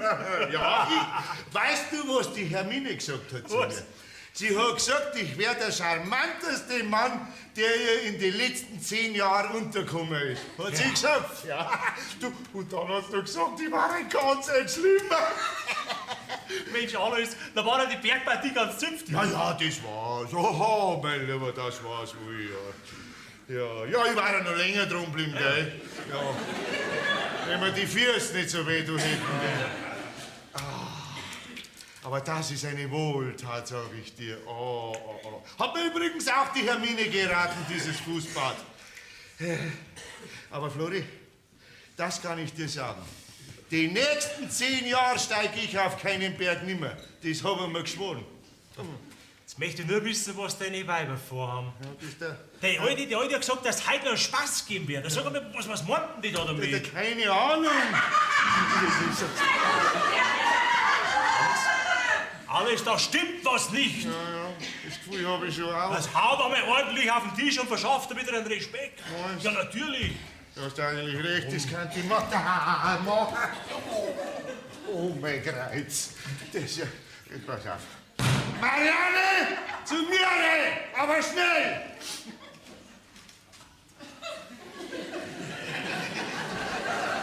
Das hab ich jetzt immer noch gewirkt. Heute wirkt es aber weniger. Mach noch mal gescheit mal.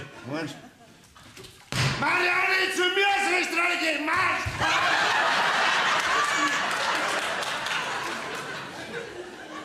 Oh, aber... Und die kommt nicht. Frau Daxenberger, haben Sie mich nicht gehört?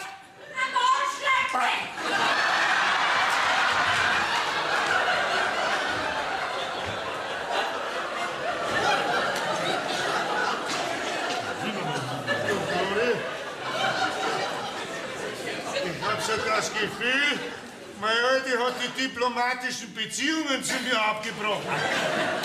Aber ist das Gescheitste, wird sein, du gehst heute mit mir runter in die Post. Nein, ich geh heute nicht mehr fort. Nein. Weißt du, ich wasch mir jetzt die Füße, dann isst ich ein bisschen was und dann geh ich sofort ins Bett. Jetzt wird's Zeit, dass die Ingeborg einmal kommt. Ja. Ah, da schau her.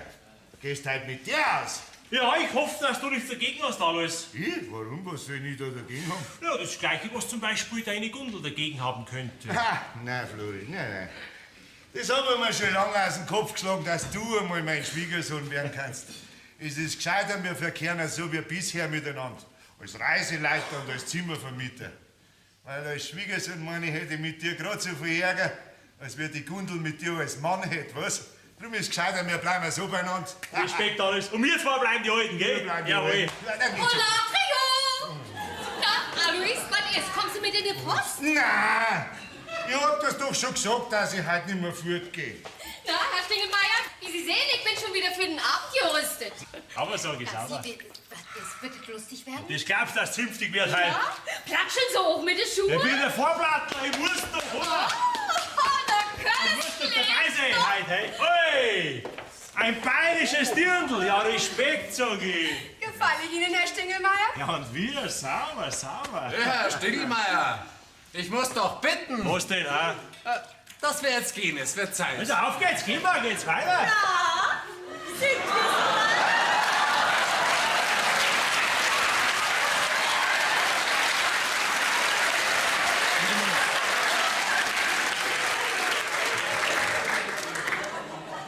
Gundel, es ist mir wirklich ein ganz großes Vergnügen. Und für mich erst, Herr Ingenieur. So, dann könnten wir gehen. Oder fehlt noch jemand? Ich bin schon da.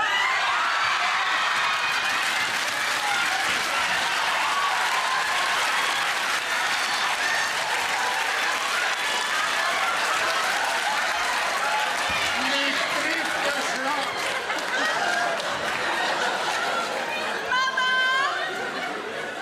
Ja, was ist denn, mein Kind? Hast du deine Geldbörse eingesteckt? Natürlich, mein Kind.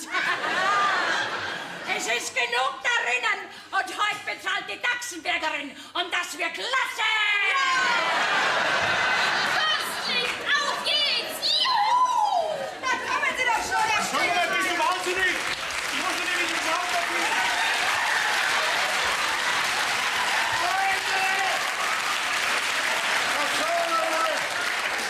Was spinnst denn du? Du kannst doch in dem Aufzug nicht in die Post untergehen. Geh, jetzt siehst du, dass es andersrum geht, du alter Gipfelstürmer!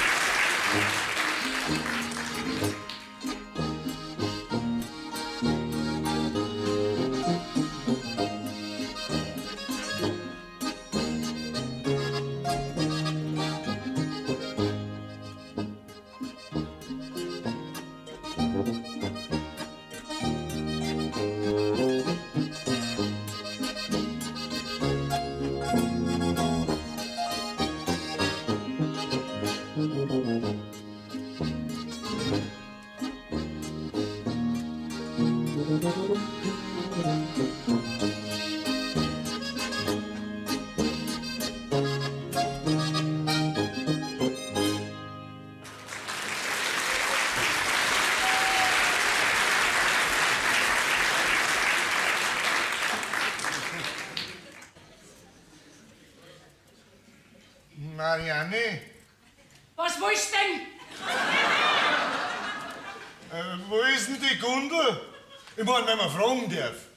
Mit dem Herrn Ingenieur beim Baden. Ach so, beim Baden. Hast du was dagegen? No. Ich hab nur gemeint, weil es halt schon gleich 4:30 ist, gell? Und da sollte mir halt jemand im Stall helfen. Weil du wirst ja keine Zeit haben. Nein, ich mache jetzt nur mehr noch meine Hausarbeit. Ist Zeitung lesen auch eine Hausarbeit? Ich will doch wissen, was in der Welt draus los ist. Ja, und ich möchte gern wissen, was in meinem Haus los ist. Seit 2 Tagen der Teufel. Und wer ist denn schuld? Ja, ich bin schuld, Marianne. Darum tue ich auch Kartoffeln schälen und mach mich lächerlich vor die Gäste. Denk doch dran, was du dir geleistet hast und wie lächerlich du mich mit dieser Vogelsang gemacht hast. Das schlägt denn fast den Boden aus. Ja, Marianne, ich weiß ja, dass ich dich gekränkt hab. Ich hab ja auch schon 100-mal Abbitte geleistet, nicht? Du, und ich versprich dir auch, dass ich nie mehr ins Wirtshaus gehe. Oder wenigstens nur noch ganz selten. Und auch dann nur, wenn's mir's du erlaubst. Ja, was ist denn das? Was ist denn das? Hä? Viel zu dick, viel zu dick. Wieso? Am Kartoffelschälen erkennt man, ob der Mensch sparsam und ordentlich oder liederlich und verschwenderisch ist. Geh, Marianne, sei halt nicht so. Sitz dir ein bisschen her zu mir. Nix da. Es bleibt da so, wie es ist. Und wie lange soll ich jetzt dann noch am Speicher drum schlafen? Solange heute die Saison dauert. Schau, du kannst den ganzen Tag über am Berg aufkraxeln oder ins Wirtshaus gehen. Kein Mensch hört dich heimkommen, kein Mensch schimpft dich. Aber ich geh doch gar nicht mehr ins Wirtshaus. Alles, oi, der Daxenberger. 30 Jahre bist du ins Wirtshaus gegangen. Und 30 Jahre hast du den starken Mann gespielt. Und ich hab mir alles gefallen lassen. Aber damit ist jetzt Schluss, aus. Marianne, hast du dich verändert? Ich kenn dich gar nicht mehr, seitdem du vorgestern mit diesem fetzen Rauschhorn gekommen bist. Stab bist, gell? Erstens war's kein fetzen Rausch. Ich habe sowieso nur 5 Maß getrunken. Und dann so, wie ich's vorgestern in der Post gemacht hab, so treibst das du's ganze Jahr. Du, das mit der Vogelsang, das vergesse ich dir nicht. Aber Marianne, es war doch nix. Mein alter Alois Daxenberger, du hast dich die ganzen Jahre her nicht verändert. Und wenn ich das Luderl im Netz abgekriegt hätte, dann wärst du das ganze Jahr über am Berg auf oder ins Wirtshaus. Nein, Marianne, schau, ich hab dir doch versprochen, dass ich ab jetzt brav bin. Du, und das Versprechen halte ich auch. Gib mir halt ein Bussel. Bussel dich selber ab. Von mir kriegst du keines mehr. Na, vielleicht nach der Saison. Vielleicht lass ich da wieder mit mir reden. Aber nur vielleicht. Nur vielleicht. Ja, sag einmal, was liest denn du da für Zeitungen? Geh, da schaust, ha? Nein, so schön bin ich auch. Gewesen.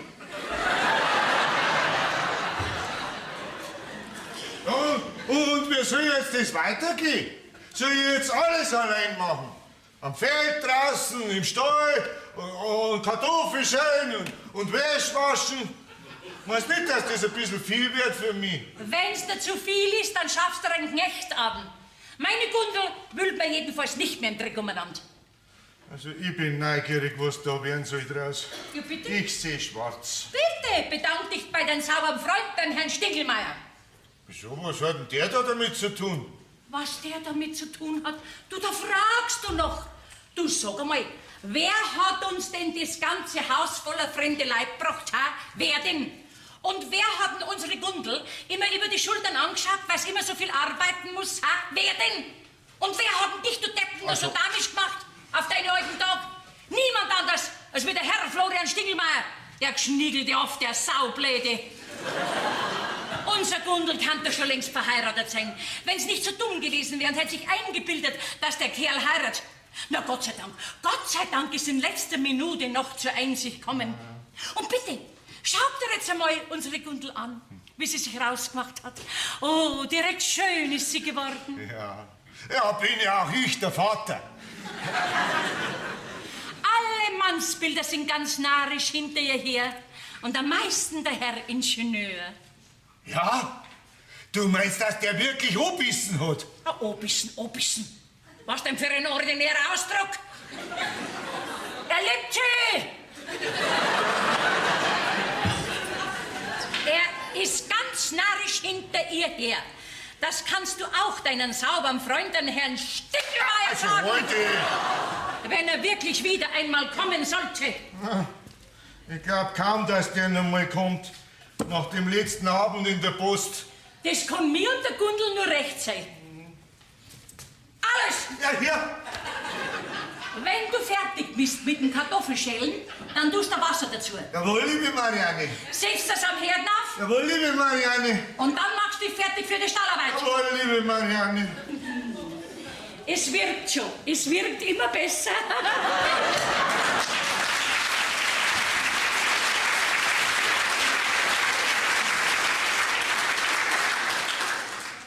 Mein Lieber, da hab ich wieder was angerichtet. Ich hätte ja nie geglaubt, dass mein Mariandl so rabiat werden kann. Und alles nur, weil ich mit dieser gespinnerten Vogelsang am Berg drum war. Dabei war überhaupt nichts. Aber das glaubt's mir ja nicht. Nicht ums Verrecken. Jawohl, liebe Marianne. Servus, alles! Du bist es. Ja, sag einmal, du Pantoffelritter, du, ha? Du sollst mich ja nicht reizen, gell? Sonst platzt mir der Krung. Über so schon geschwollen alle. Hey, du Siehmadl. Bist grad beim Abendessen gekommen, weil du im Schürzel rumsaust. Was gibt's da gut heute? Pommes frites mit Bratkartoffel. Nein, aber eine Neuigkeit gibt's. Lass raus. Weißt du das Neueste schon? Ja, ich schon. Ja, was denn? Der Alte hat mit dir Schlagzeuger gespielt. Was soll das wieder heißen? Sie schlägt und du zitterst. Alter. Na, aber mein Gundel heiratet den Herrn Ingenieur.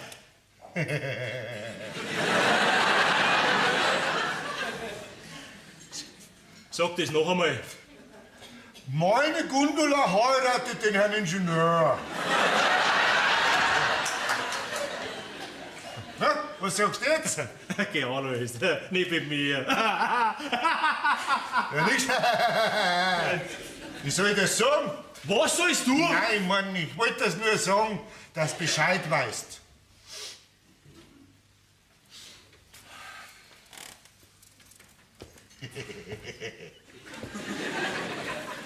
Bist froh, gell, dass du das los hast. Brauchst du endlich keine Ausreden mehr zurechtlegen. Wo ist sie? Baden unten am See. Und er? Auch baden unten am See. Und die Inge, diese narische Gast, und diese Vogelsang? Sind alle baden. Unten am See. Das gibt's denn alles, das gibt es nicht. Warum? Gefällt dir die Neuigkeit nicht? Oder passt dir vielleicht nicht, dass mein Gundel jetzt endlich einen Mann kriegt? Noch dazu einen Ingenieur. Das kann doch nicht klappen, alles. Das kann einfach nicht klappen. Für wie spinnst du? Nein, ich nicht.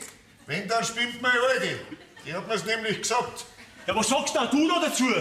Oh mein, ich hab da seit 2 Tagen überhaupt nichts mehr zum Sagen. Meine Alte hat mich am Boden zerstört. Ich muss sogar am Boden drum schlafen. Gestern habe ich 2 Stunden an ihrer Kammertür geklopft und bettelt. Meinst du, ich hätte mich nicht lassen? Nicht ums Verrecken. Ja, erst nicht, wenn die Tür eingehaut. Jetzt hat die Tür eingehaut. Nein, Flori. Weißt du, ich möchte den Hausfrieden bewahren. Und für einen guten Hausfrieden, da mache ich alles. Sogar Kartoffelschälen und Wäschwaschen. Meine Alte hat gesagt... Hat sie ihn gern? Wen? Den Ingenieur? Meine Alte? Mensch, sei Blödsinn! Die Gundel meine da. Das weiß ich nicht. Die redet ja nichts mit mir. Was? Nein. Arbeiten tut's übrigens auch nichts mehr. Meine Alte hat gesagt, ich soll mir einen Knecht anschaffen. Was denn? Die Gundel, die arbeitet überhaupt nichts mehr. Nichts mehr, nein. Die tut nur noch baden mit dem Herrn Ingenieur. Unten am See. Das gibt's nicht alles, das kann ich einfach nicht glauben. Warum denn nicht? Hast du schon mal gesehen, wie sie mein Gundel rausgemacht hat? Haha, du, der direkt fesch ist die. Fesch, wo ist die fesch? Überall. Überall, hör mir da auf. Du, jetzt hat sie auf meine Klippen, streicht sie sich an wie ein Pfingstachs. Du, und kurze Minireckel tragt und Steckelschuhe. Und wenn's durchs Dorf saust, dann hast du die Nase so weit rum, dass man glaubt, Meiringen tut sie. Du, heute ist so nicht vorbeigeschwanzt. So ist der Herr. Hey, Stingelmeier, sind wir besoffen? Nein, ich bin schon nüchtern. Ich hab grad den Mann gesagt, wie der Tochter seit meiner Zeit durchs Dorf saust. So saublöd jedenfalls nicht, wie es du gerade gesagt hast. Ja, was ist denn mit dir? Bist du noch nicht fertig? Ja, das war der letzte, Marianne. Also, dann ein Wasser dazu? Ja. Und gleich im Herd raus? Jawohl, liebe Marianne. Ja, und dann machst du dich fertig für die Stallarbeit. Jawohl, liebe Marianne. Ich geh schon, liebe Marianne. Auf Wiedersehen, liebe Marianne. Oh,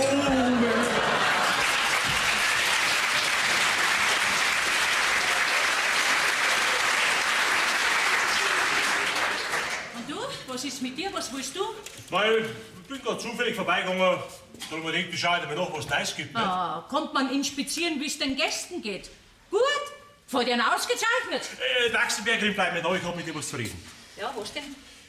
Pass auf, der Alles hat mir gerade erzählt, dass die Gundel und der Ingenieur da... Jetzt sag mal, ist da irgendwas Wahres dran? Ja, freilich, freilich. Meine Gundel hat jetzt die Auswahl, so vom Ingenieur aufwärts. So, und so was duldest du? Soll ich sie verbieten? Oder soll es vielleicht nicht um Erlaubnis fragen? Du, wir kennen uns erst 3 Jahre, da Mann hätte doch schon ein bisschen recht drauf. Ein Schmarrn hast. Sag mal, wie redst denn du mit mir? Ich hab lang nur zugeschaut, wie du mit meiner Gundel umgesprungen bist. Ja, im Winter, nach der Saison, da war sie dir recht. Aber sobald die ersten Schwalben gekommen sind, war mein Gundel in deinen Augen ein Dreckbackerl und ein Kurdirn, über dem man die Nase rümpft. Niemand hat das gemacht. Oh, mein Mensch, ich kann da noch mehr sagen, aber ich mag nicht. Denn meine Gundel hat's nicht nötig, dass so einen windigen Krautschneider wie du bist nachläuft. An jedem Finger 10 kann's haben. Einer schöner wie der andere. So, Herr Florian Stingelmeier, jetzt hast du mal meine Meinung gehört. Du kannst dahinter einen Spirl stecken, wenn's magst.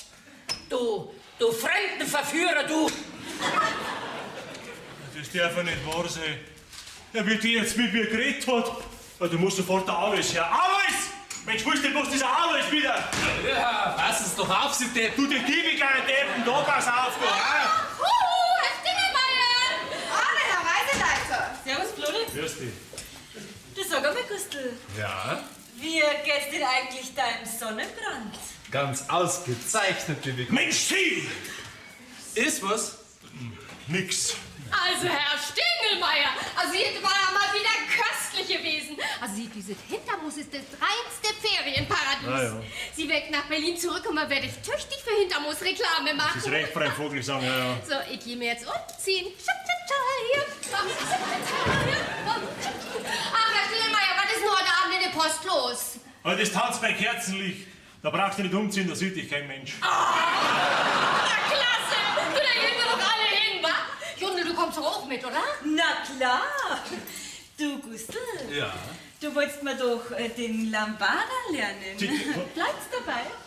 Aber selbstverständlich, liebe Gundel. Also los, komm, gehen wir uns umziehen. Ja? Gundel! Ja. Bleib mir da, ich hab mit dir was zu reden. Was mit mir was zu reden? Was denn? Ja, halt was. Ja gut, dann sitze ich dabei da hin, ich komm gleich. Ich geh nur mal mit dem Gustl aufs Zimmer. Komm, Gustl. Ja, Herr Stingelmeier. Lambada.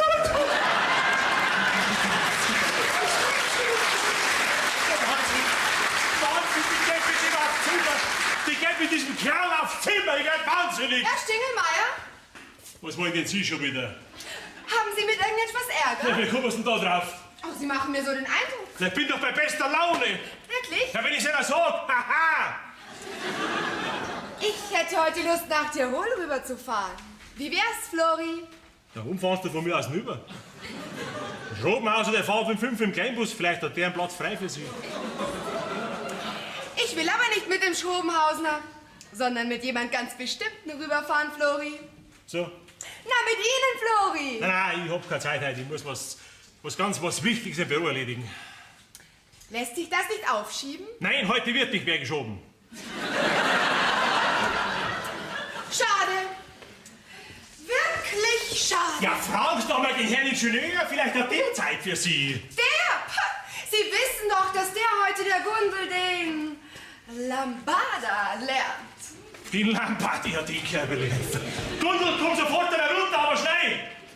Von wegen Handabschlecker und Lambada tanzen, den Kerl schlage ich das Kreuz ab. Was willst du? Gundel, ich hab mit dir was zu reden. Ich habe aber nicht viel Zeit. Ich muss mich nämlich für den Abend umziehen. Aha, und von der Arbeit hältst du überhaupt nichts mehr. Dein Vater muss alles allein machen. Ich habe jahrelang alles allein gemacht. Natürlich, natürlich. Und jetzt willst du die feine Dame spielen. Du, wenn das alles ist, was du mit mir reden willst, dann kannst du es auch bleiben lassen. Jetzt bleibst du mal da! Schrei da nicht so rum, verstanden? Du bist doch nicht daheim. Wenn du schreien musst, dann gehst du in den Hof raus. Schrei nicht. Also, was willst du?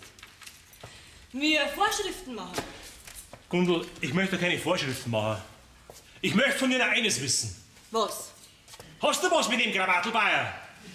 Krawattelbayer? Wen meinst du? Den Rotzburm, den Krawattelten. Ach, du meinst wohl den Herrn Ingenieur? Nein, ich hab gesagt den Rotzburm. Benimm dich, verstanden? Dem Gustl kannst du nicht das Wasser reichen, so hoch ist er da über. Dass ich nicht lacht, die halbe Portion da, der Münchner. Mit dem ärgerst du mich nicht. Mit dem mich nicht, das musst du merken. Bist vielleicht eifersüchtig? Ich und eifersüchtig? Ha! Sowas kenn ich überhaupt gar nicht. Na wunderbar, Flori. Dann können wir ja in aller Freundschaft auseinandergehen. Es ist aus, Flori.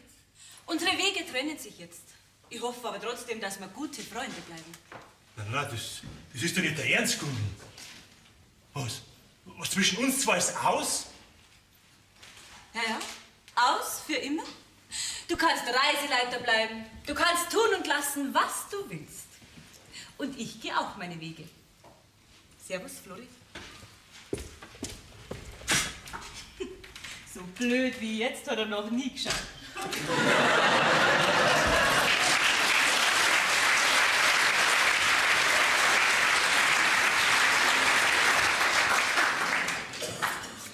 Aus. Die hat mir jetzt einen Laufpass gegeben. Das ist mir auch noch nicht passiert. Jetzt bin ich der Lackierte. Händeln hat's mir aufgesetzt. Ich spür's dir nicht schon, wie's wachsen.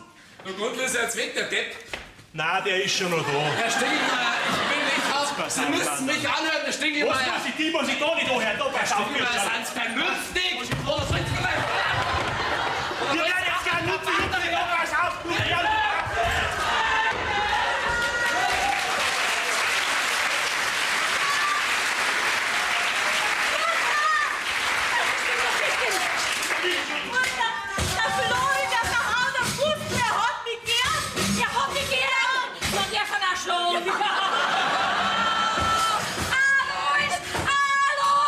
Was ist denn los, um Gottes Willen? Ist der Stier rausgekommen? Nein, der Flori, der schlagt den Ingenieur. Wo ist der Kerl, der bringt um?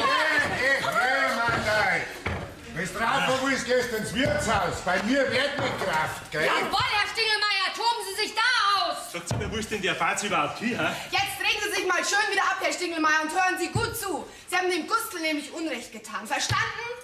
Kein Wort habe ich verstanden. Ich habe ihm Unrecht getan. Wieso denn? Ich hab geglaubt, der Kerl hat mich... Herr Ingenieur, wann ich bitten darf. Bei uns gibt's keinen Kerl. Höchstens einen. Und der kann gehen. Außerdem erlasst Sie was sagen. Da gibt's nicht mehr viel zum Sagen. Die Situation ist bereits geklärt. Ich gehe. Darf ihn schon rauslassen, Marianne? Noch nicht, Vater. Tut mir leid. Sitz dir mal her, Flori. Ah, ich mag lieber stehen bleiben. Hinsetz, hat die Junge gesagt. Donnerwetter. Hast du jetzt wieder beruhigt, Flori? Nein, noch nicht ganz. Ich kann dem Kerl immer noch das Kreuz abschlagen. Dann bekämen Sie es aber mit mir zu tun, Herr Stingelmeier. Wieso denn mit dir? Du siehst auch gut. Vorher, da wolltest du bei mir noch nach Tirol überfahren, gell? Meinen Sie wirklich, Herr Stingelmeier?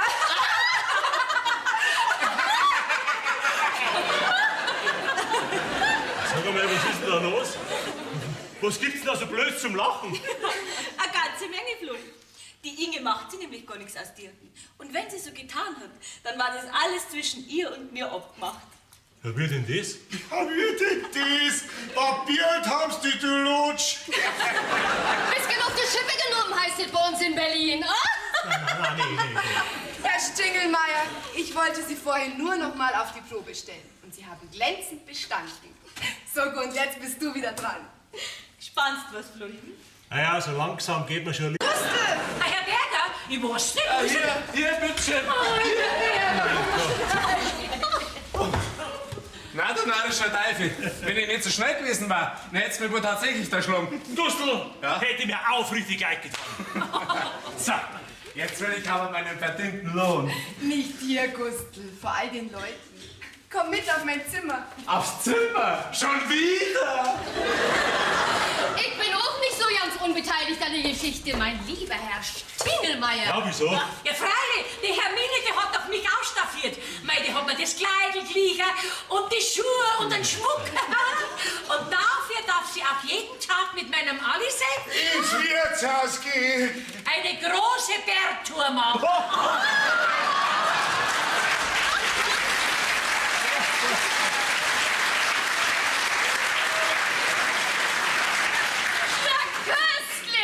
Ist das Ihr Chef oder nicht? Alles, was sagst du denn da dazu? Ich hab doch da nichts mehr zum Sagen. Ja, jetzt siehst du's, du alter Batsche, dass bei mir auch andersrum gekommen. Aber grad so gefällt's mir, Mariandl. Aber jetzt gibst du mir endlich ein Puzzle. So, schau dich doch vor die Leute. Du gehst an der Arbeit. Alice, die hilft dir schon dabei. Kim, Alice, Kim!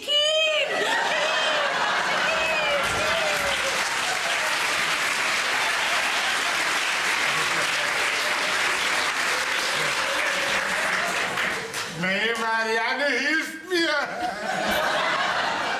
Na, Gundl, wie ist es dann mit uns zwei? Nicht jetzt, Florin. Ja, warum denn nicht? Ach so. Freund Vogelsang, hätten Sie bitte die Freundlichkeit und würden Sie für einen ganz kleinen Augenblick verschwinden? Wieso? Ich find's ganz gemütlich. Ja, das glaube ich aber trotzdem. Komm, Bitte. Ah, wird man hier verwöhnt. Jetzt sind wir allein, Florin. Gott sei Dank, Gundl. Gundl, ich muss sagen, du kommst mir in dem Gewandel da arg fremd vor. Im Steigewand hast du mir besser gefallen. Und im Trachtengewand ganz besonders. Ja, und wann ist dann mit uns zwei so weit, Florin? Ich hab mir nicht im Herbst, dann heiraten wir. Ist der recht? Ja, Florin. Oh, warte.